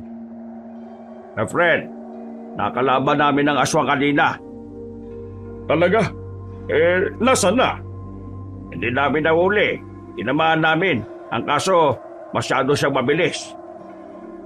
Tingin ko kailangan natin gumawa ng ibang plano. Yung hindi siya dedepende sa kagubatan. Ang hirap niyang patayin sa gubat Pero huwag kayong mag-alala. Nararamdaman ko na malapit na namin siyang mapaslang o mahuli. Tumangon na lamang si Mang Efren. Pumasok na sila sa loob at saka pinakain. Nagkaroon sila ng kaunting pag-uusap. Pagkatapos noon, bandang 12:00 ng gabi ay nagpaalam na rin sila. Mabangis pala talaga yung aswang na yun no? Kailangan natin mag-ingat talaga sa susunod. Sige, dito lang kayo. Kailangan ko na muna umuwi sa amin. Kailangan ko malaman ang kalagayan ng mga apo ko ron. Kaya niyo bang mag-isa? Siyempre, paperamin niyo ako ng motor Sigurado ka ba, Hepe? Baka naman mamaya mapano ka. Magiging hipid niyo ba ako kung madali lang ako mapapatay ng mga aswang? Ngumisi sa kanila matandang lalaki. Binigay na lang din nila ang susi. Umuwi pa ito sa kanila bago umalis. Bukas na lang tayo ng umaga Tara na, magpahinga na muna tayo. Sakit na likod ko Tanda mo na kasi. Noong mga sandaling yun ay pinili na lamang nilang magpahinga. Paghiga nila, agad na nakatulog si Kaloy. Habang si Danny naman, kinukuha pa rin ang kanyang antok. Kung ano-anong tumatakbo sa kanyang isipan, isa na nga roon ay ang aswang at ang posibilidad na kilala lang din nila yon. Kalaunan, nakaramdam na rin ng antok ang binata. Pero bandang 4:00 na madaling araw, nagising sila dahil sa malalakas na katok na narinig nila sa pintuan. Napabangon ng dalawa. Pagbukas nila ng pinto, bumungad sa kanila ang batang si Andeng. Umiiyak ang bata, hagulgol. Nakaramdam agad ng awa ang lalaking si Danny. Oh, ano nangyari? Bakit ka umiiyak? Ang mama ko! Ang mama ko po! Tulungan niyo po ang mama ko! Bakit? Ano ba nangyari sa mama mo? Quick! Hinawakan siya ni Kaloy sa braso at hinila pabalik sa loob. Nagtataka naman ng lalaking si Danny ng mga sandaling yon. Oh, bakit mo ba ako hinila? Burado ko ba tutulungan mo yan? Bakit naman hindi? Narinig mo naman ang sinabi niya, di ba? Nakakalimutan mo na ba yung sinabi ni Hepe? Na alin? Muling ibinalik ni Danny ang kanyang tingin sa bata. Saka lamang niya naalala ang tinutukoy ng kanyang kaibigan. Sa mga sandaling ito, inalibutan siya sa ideyang maaring ang bata at ang ina nito ay isa nga talagang aswang. Pero sa hindi mapaliwanag na dahilan, nang ibabaw sa kanya ang awa. Tila nawala ang takot sa kanyang kalooban. Nawala rin ang pagdududa. Masyadong lumambot ang puso niya para isipin pang posibleng aswang na ang bata. Tingnan mo nga yan, pre, mukha bang aswang yan? Ano ka ba? Nag-iingat nga lang tayo. Mas maganda nang naniniwala tayo kaysa hindi. Paano kung tama si Hepe? Paano nga kung hindi? Di wala tayong nagawa para isalba ang nanay niya. Nakikiusap po ako sa inyo. Iligtas niyo po ang mama ko. Parang hindi niya na po kakayanin. Uy, ano ka ba? Di ba talaga makikinig? Buddy, kung ayaw mo ako, Buddy, kung ayaw mo, ako na lang. Hindi kakayanin ng konsyensya ko na may taong mapapahama kahit meron naman akong kayang gawin. Nakakainis naman to. Bakit ba tigas ng bumbunan mo? Hoy! Sasaglitan ko na lang to. Kasama na ako, no? Oh, Anding, ano ba nangyari sa mama mo? Nahihirapan na po siyang makahinga. O sige, dali mo kami sa nanay mo. Hinawakan ni Danny ang kamay ng bata para mas mabilis silang makalis. Pero nagtataka siya dahil sobrang lamig ng kamay ni Anding. Parang kamay ito ng bangkay. Pero dahil nagmamadali na sila, hindi na pinansin ni Danny ang bagay na yon.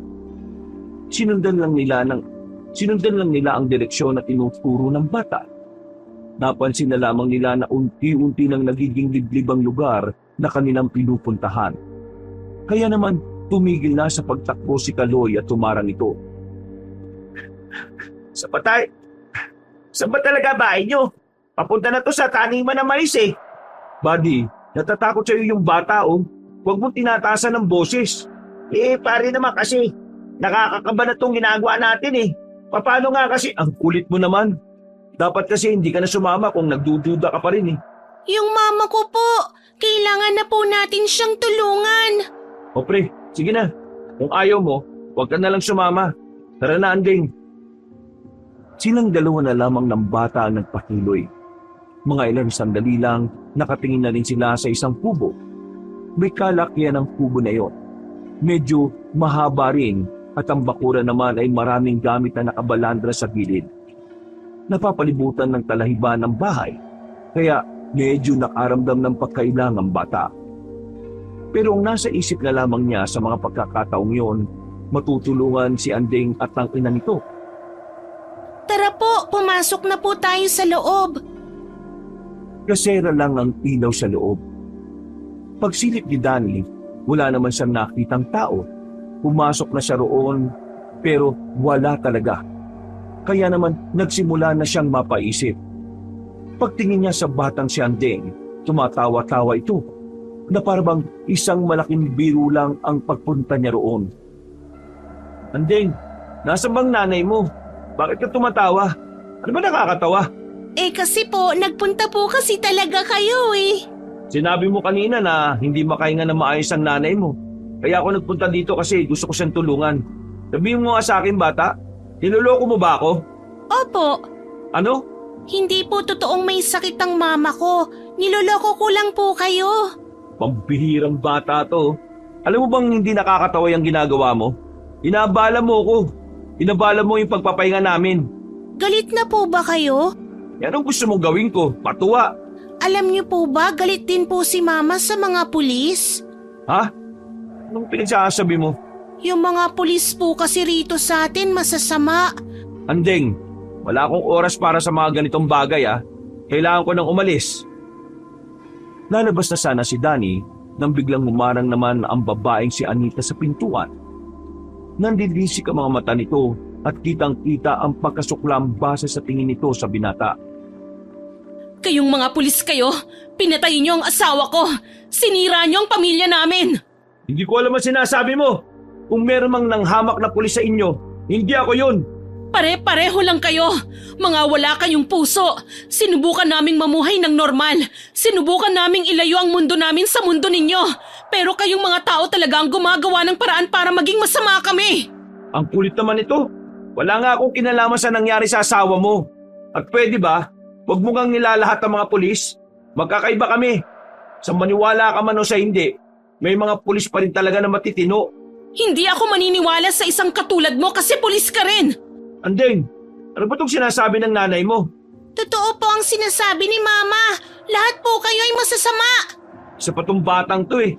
Kung masama akong tao, dapat hindi kita binigyan ng pagkain eh. Bibigyan nga sana kita nun kaso bigla ka namang umalis.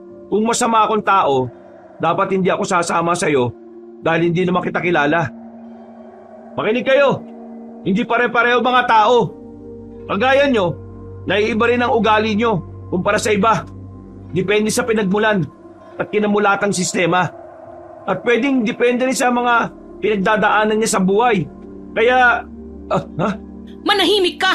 Wala kang karapatan na mangaral sa amin dahil hindi mo naranasan kailanman na mawala ng taong minamahal. Magbabayad kayong lahat! Ang dali lang naman. Teka, uy! Umalma nga kayo. Pag-usapan natin na maayos to. Handa naman ako makinig eh. Handa akong umunawa. Kung ano man ang masasamang karanasan ninyo sa ibang pulis, makikinig ako. Tutulungan ko kayo na... Hindi!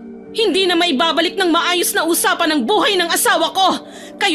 Kayong mga pulis, papatayin namin kayong lahat! Naglaki na lamang ang mga mata ni Danny nang makita niyang nagbago ng anyo ang mag-ina. Pumangit na ang mukha ng dalawa. Dito na napagtanto ni Danny na tama nga ang hinala ni Kaloy. Agad niyang dinampot ang bote sa gilid. Binasag niya yon para gawing proteksyon sa sarili niya. Pero kahit na ginawa niya yon, wala namang nararamdamang takot ang mag-ina. Tila walang balak na matras si Anita at Andeng. Bagay na nagpapalakas ng tibok ng puso ni Danny. Nagsisisi na sana nakinig siya sa kanyang kaibigan. Aswang! Aswang nga kayo! Uunahin ka na naming patayin! Sige, subukan niyo lumapit! Papatulang ko kayo! Lalapit na sana ang babaeng aswang na si Anita nang makarinig sila ng makakasunod na putok sa labas. Pero agad namang nakailag si Anita. Dahil may sugat pa ito sa katawan, nanghihina pa itong lumapit kay Andeng. Nang masipat naman ni Danny kung sino ang nasa labas, nakita niyang naroon na si Mang Onyok.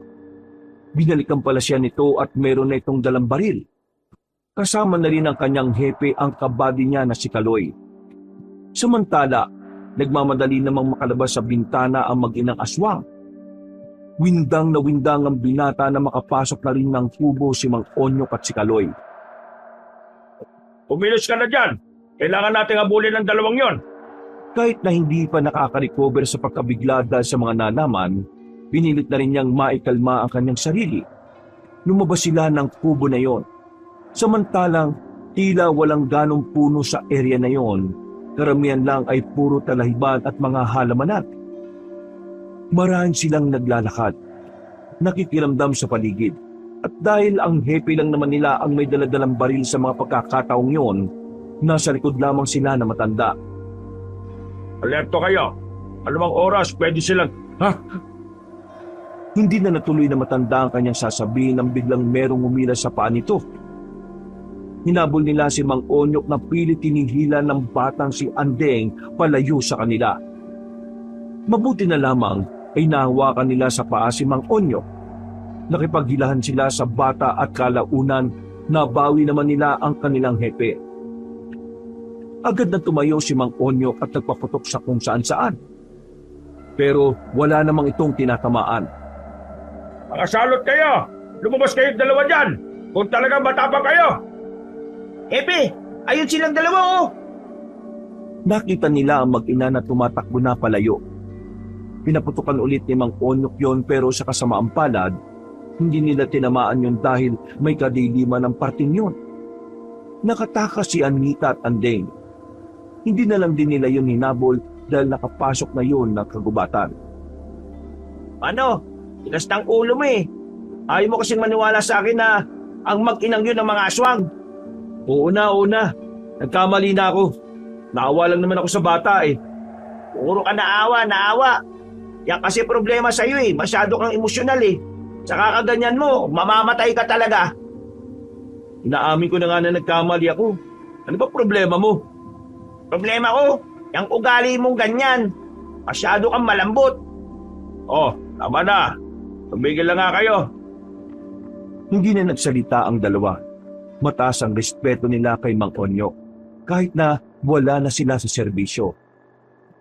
Tingin nyo mapapatay natin ang mga aswang na yon kung ganyan kayo? Hindi. Walang nalulutas na problema kapag hindi nagkakaisa. Alam kong alam nyo yan. Ngayon, tumino kayo. Ikalma nyo sarili ninyo. Pareho lang kayong emosyonal eh. Ikaw naman, Danny, dapat alam mo kung kailan ka maniniwala o hindi. Madalas ang emosyon ng iba ang pinakasinungaling na nalikha sa mundo. Kaya hindi ka dapat nagpapadala lang ng basta. At ikaw naman, Kaloy, kahit na anong mangyari, hindi mo dapat hinahayaan ang partner mo. Nung nasa serbisyo pa tayo, hindi nyo iniiwan ang isa't isa. Kung kailan wala na kayo sa serbisyo, saka mo pa siya pinabayaan. Alam mo naman, patalos-talos tong si Danny minsan eh.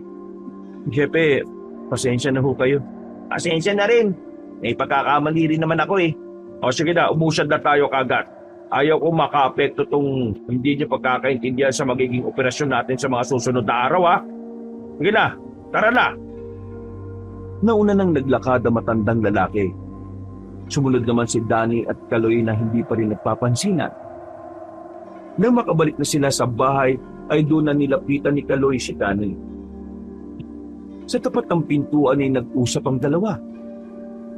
Uy, kung kanina, pasensya na ha. Inis lang talaga ako eh. Pero ayos na ako ngayon. Wala yun. Ako nga dapat na humingi ng pasensya eh. Hindi ako nakinig. Itigan tuloy ako mapahamak dahil sa pagiging padalos-dalos at pagiging emosyonal ko. Limutan na lang siguro natin yun. Kung hindi natin pagkakaunawaan. Normal naman to sa magkaibigan eh. Buddy, hindi pa rin ako makapaniwala eh. Parang hindi ko matanggap na aswang si Andeng. Pre, sobrang busilat ng pinapakita ko sa kanya. Tapos hindi pala siya normal na bata.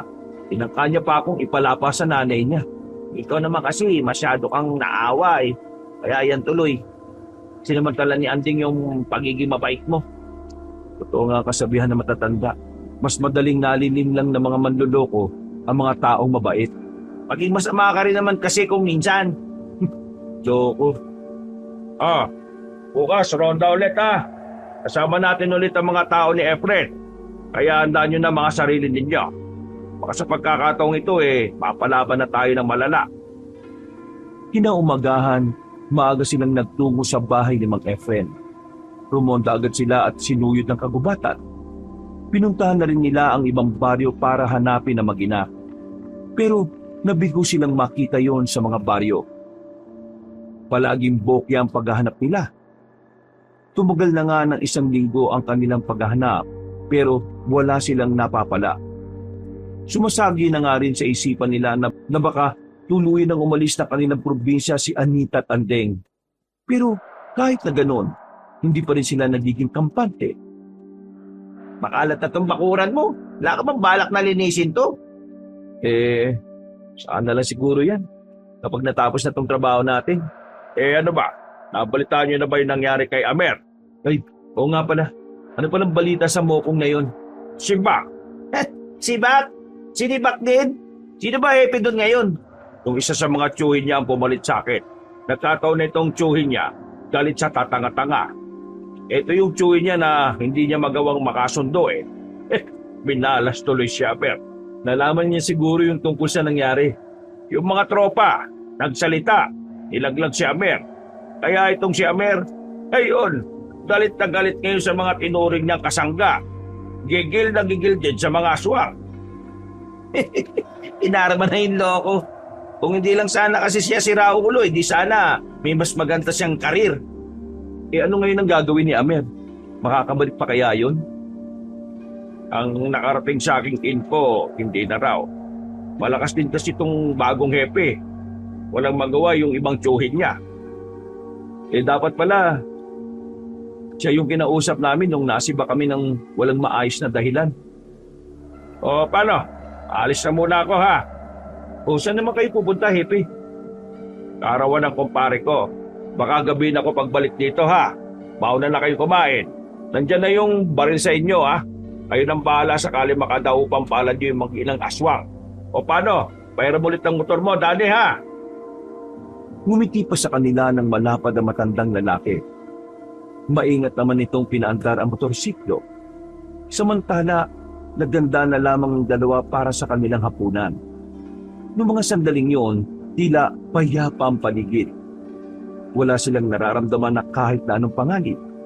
Magaan lang ang kanilang kalooban. Habang kumakain, Sarap mo talaga magluto ng sinigang, pre. Bakit hindi ka pa mag-asawa? wala pa ako natitipuan, buddy. Pigan ka kasi sa babae. Gusto mo yata yung maladiwata. Kahit na ano, basta yung matinong babae. Kailangan mo na kasing dumiskarte, buddy. Uy, ano yun? Natigil ang kanilang usapan nang marinig nilang may mga nagbagsakang bagay sa gilid ng bahay. Sandali silang huminto sa kinainan. Pasimple lang na kinuha ang baril sa ilalim ng lamesa. Nakakaintindihan ang dalawa sa pamamagitan lang ng kanilang tingin. O paano? Ako mauna ha. Doon ka sa likod. Dala ang 45 na baril, lumabas sila ng bahay. Daan-daan silang naglakad patungo sa kinaroroonan ng mga kalabog. Nang ilawan nila yon, ay wala naman silang nakita. Laking gulat nila nang biglang lumitaw sa bubungan ng babae si Anita. Hinamblot nito si Kaloy, nasugatan ng binata sa balikat. Agad naman nagpaputok ng baril si Danny, pero nakaiwas agad ang babaeng aswang. Dumudugo ang balikat mo! Ayos lang ako. Nagdikita na silang dalawa. Nagkatalikuran na sila. Ilang sandali lang, narinig na nila ang tinig ng babaeng si Anita. Lumabas ka dyan! Pag-usapan natin to! Ano na naman to? Buddy, biktima sila ng karahasan ng mga kagaya nating pulis. Kailangan natin sila makumbinse at idaan sa maayos na usapan para hindi na sila mambiktima pa. Kailangan nila maintindihan na hindi lahat ng pulis ay kagaya ng inaakala nila. Kung makukumbinsi natin sila, makukulong ba mga yan? Papayag ba mga yan na makulong? Hindi, di ba?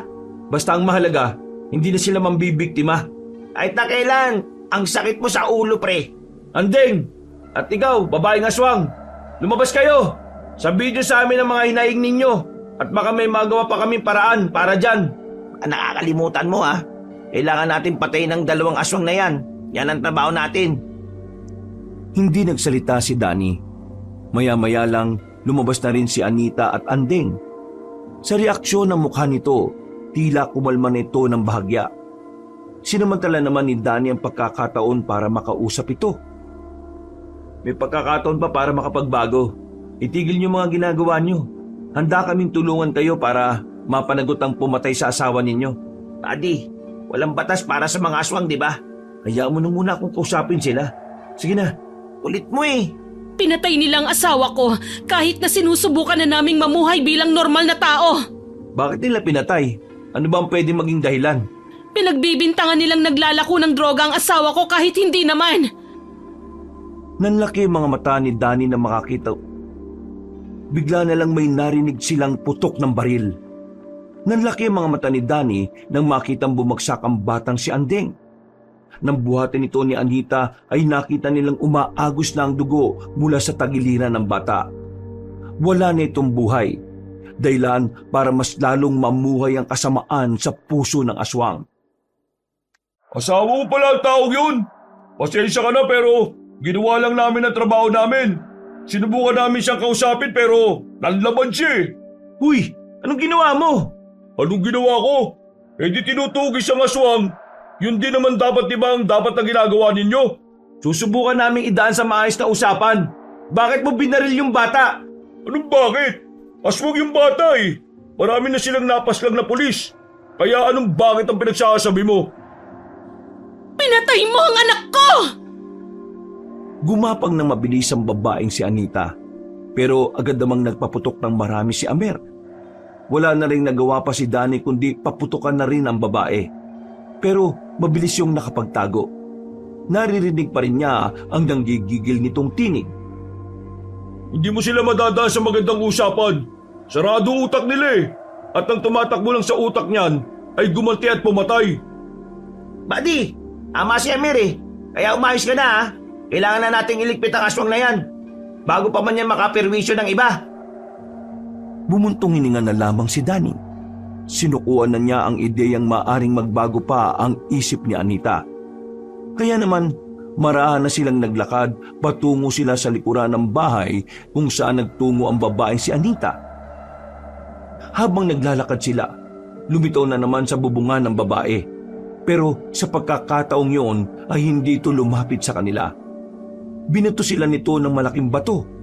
Buti na lamang ay agad silang nakailag. Tumalon ang babaeng yon sa kabilang bahay. Naalarma sila nang makitang nagbabalak na makapasok si Anita sa kabayan. Sinundan nila yon ng sinundan hanggang sa makarating na sila sa bakanting lote. Sakto naman na naglalakad doon si Mang Onyo. Agad nitong binunot ang daladalang baril at saka pinaputukan ng aswang. Tinamaan yon sa balikat. Dahilan para kahit papaano ay mapabagal yon sa pagtalon-talon. Nung kayo sa likod! Daddy, dito tayo! Sumama si Danny sa matandang lalaki, habang si Kaloy at Amir naman ay sa kabilang direksyon naman dumaan. Inikutan nila ang aswang, pero pagdating nila roon ay wala silang nadatnan. Tanging ang mga nakatambak lamang na drum ang inabutan nila. Marahan nilang inusisa ang bawat sulok ng lugar, pero maya-maya pa, bigla na lamang hinablot ng aswang si Amer. Agad na kinagat ni Anita ang binata sa braso. Tapis agad ang balat ni Amer at mabilis na umagos ang dugo nito. Nabitiwan din naman ni Anita si Amer nang hilahin nila ang binata. Pinagbababaril nila si Anita pero masyado itong mabilis na nakapagtago sa dilim. Hepe, matraidor siyang umatake. Kaya nga maging alerto kayo. Nagiging tuso na ang aswang na to. Nakiramdam lang sila noong mga sandaling yon. Nang biglang lumitaw ang aswang sa gilid, pinagbababaril na yon ni Danny. Tinamaan ang babaeng aswang, pero tila may sa demonyo talaga ang nilalang na ito. Nagawa pa rin kasi nitong makapagtago. Aloy, asikasuhin mo muna si Amer, ha? Ha? Bakit ako? Ayoko nga. Hindi ito ang tamang panahon para sa mga personal na alitan. Maging profesional tayo. Sundin mo na lang, pre. Kawawa naman eh. Nakaupo na sa gilid si Amir. Hawak-hawak nito ang brasong punong-puno na ng dugo. At kahit labag sa kalooban ni Kaloy, nilapitan nito ang lalaki. Habang si Mang Onyok at Danny naman ay pinagpatuloy ang pagtutugi sa aswang. Sa likod yan, nandyan siya. Sinipa niya ng malakas ang drum, pero wala namang lumitaw na aswang. Nang humarap sila, iika-ikang lumapit sa kanila si Anita. Sa pagkakataon na ito, si Danny naman ang nakagat sa kamay. Nabitiwan niya ang baril. Agad din namang naagaw ng aswang ang baril ni Mang Onyok. Nakatanggap sila ng malakas na suntok mula sa babae. Mas malakas pa ang suntok nito kaysa sa kanila. Namilipit sa sakit ang dalawa, lalong-lalo na si Mang Onyok. Tao lang kayo. Anong karapatan yung tapatan ng aswang na kagaya ko? Mababang uri ng nilalang ka lang kasi salot ka. Pinilit na makabangon ni Mang Onyok. Sinuntok din ito ang babae, pero parang hindi man lang yun tinablan. Hinawakan ni Anita ang kamay ni Mang Onyok. Narinig pa nila ang paglagutok ng buto ng matandang lalaki. Napasigaw ng malakas si Mang Onyok sa sobrang sakit. Kaya naman, pinilit na rin ni Danny na makabangon. Sinuntok niya sa dibdib si Anita. Sa puntong ito, tila nakaramdam ng sakit ang babaeng aswang. Kaya naman, hindi na rin nagsayang ng oras si Danny. Sinuntok niya ulit ng malakas ang mukha ni Anita. Pero masyadong matigas ang mukha nito. Hindi na naman ito tinablan. Binuhat ni Anita si Danny. Binalibag siya nito sa lapag. Pinagtatatadyakan hanggang sa tuluyan na siyang hindi makabangon. Si Mang Onyok naman, hindi na rin makatayo dahil sa pagkabali ng kamay nito. Pagbabayaran niyo ang ginawa niyo sa asawa ko at sa anak ko! Ihahatid ko na kayo sa impyerno! Ikaw ang dahilan kung bakit nawala ang anak mo. Kung sana hindi mo siya isinama sa mga ginagawa mo. Kung sana itinuro mo sa kanya ang pagpapatawad. Wala sanang ganito. Buhay pa sana si Andeng. Wala kang alam! Hindi mo alam ang pakiramdam ng isang ina na nawalan ng anak! Hindi mo alam ang pakiramdam ng isang asawa na nawalan ng kabiyak sa buhay! Kasalanan niyo ang lahat ng ito! Kasalanan niyo kung bakit nasira ang tiwala ko sa mga tao! Ngayon, tikman niyo ang ganti ng isang aswang na punong-puno ng puot at galit! Humaba ng ilang pulgada ang kuko ng babaeng si Anita. Nanlalaki ang mga mata ng dalawa nang makitang papalapit na yun sa kanila. Batid nilang ang oras na yon ay maaring yun na rin ang huling sandali nila. Bumilis ang tibok ng puso ni Danny nang siya na ang unang nilapitan. Ikaw, wala ka ring pagkakaiba sa kanila. Kaya nararapat lang na ikaw ang mauna sa impyerno. Mamamatay ka na! 3 putok ng barilang narinig sa paligid. Hindi na naituloy ni Anita ang gagawin. Agad na itong bumagsak sa lapag habang may tumatagas na dugo mula sa butas nito sa noo. Nakahinga naman ng maluwag si Danny at Mang Onyok. Nang makitang nakaresponde sa kanila si Kaloy. Ayos lang ba kayo? May kagat ako ng aswang. Bali ang kamay ni Hepe. Okay lang kaya kami? Tinulungan silang makabangon ni Kaloy. Sinuri pa nila ng maigi ang babaeng si Anita. Nang malaman nilang patay na ito, ay saka lamang sila naging kampante. Malalim na paghinga na lamang ang nagawa ni Danny. Ano nang gagawin natin dito? Kaloy, tawagan mo si Efren. Kailangan natin ng mga taong susundo sa bangkay ng 2 aswang. Tumawag ka na rin ng ambulansya. Baka mamatay na si Amer doon. Agad na sinunod ni Kaloy ang utos ni Mang Onyo. Mga ilang sandali lang, naihatid na rin si Amer sa ospital. Dumating din naman ang mga tao ni Mang Efren. Matapos makuha ang bangkay, dinala na rin sila sa ospital para malinisan ang kanilang sugat. Kinabukasan ng umaga, saka lamang nakalabas ng ospital si Danny at Mang Onyo. Si Amer naman ay nanatili pa roon dahil mas malalim ang sugat na tinamon nito. May mga obserbasyon pang gagawin sa'yo kaya hanggang bukas ka pa rito. Salamat ka pa nga, dinala ka pa namin dito kahit siraulo ka sa amin eh. Di salamat. Dami mong dada. Uy, hindi pa rin namin nakakalimutan yung mga ginawa mo sa amin ha. May respeto lang talaga kami kay Hepe. Kaya hanggang ngayon buhay ka pa. Hindi na nagsalita pa si Amer. Nagmamatigas pa rin ito at walang balak na humingi ng pasensya sa kanila. Iniwan na lamang nila ang lalaki sa ospital at nagtungo na lang din sa bahay ni Mang Efren. Nang makarating na sila roon, inabutan nilang sinisilaban na ang bangkay ng 2 aswang. Maraming salamat sa inyo. Pakiramdam ko masaya na ang anak ko sa langit dahil sa wakas. Nakamit na rin niya ang hustisya para sa kanya. Mamaya, magkakaroon tayo ng isang selebrasyon at ibibigay ko na rin ang nararapat na bayad para sa inyo. Maraming salamat din sa tiwala ang binigay mo sa amin, pare. Matapos ang laban nila sa aswang, naganap na lamang ng ibang trabaho ang 3. Hindi na sila bumalik pa sa serbisyo. Para sa kanila, sapat na ang ilang taon na nanilbihan sila. Mas pinili na lang din nila ang tahimik na buhay. Mula noon, namuhay na ng simple si Danny. Masaya na siya kung anuman ang buhay na tinatahak niya. Dahil ang mahalaga naman sa kanya ay ang kapayapaan sa kanyang isip at sa paligid na kanyang ginagalawan. Nakakaramdaman ng panghihinayang dahil sa pagkawala ng batang aswang na si Anding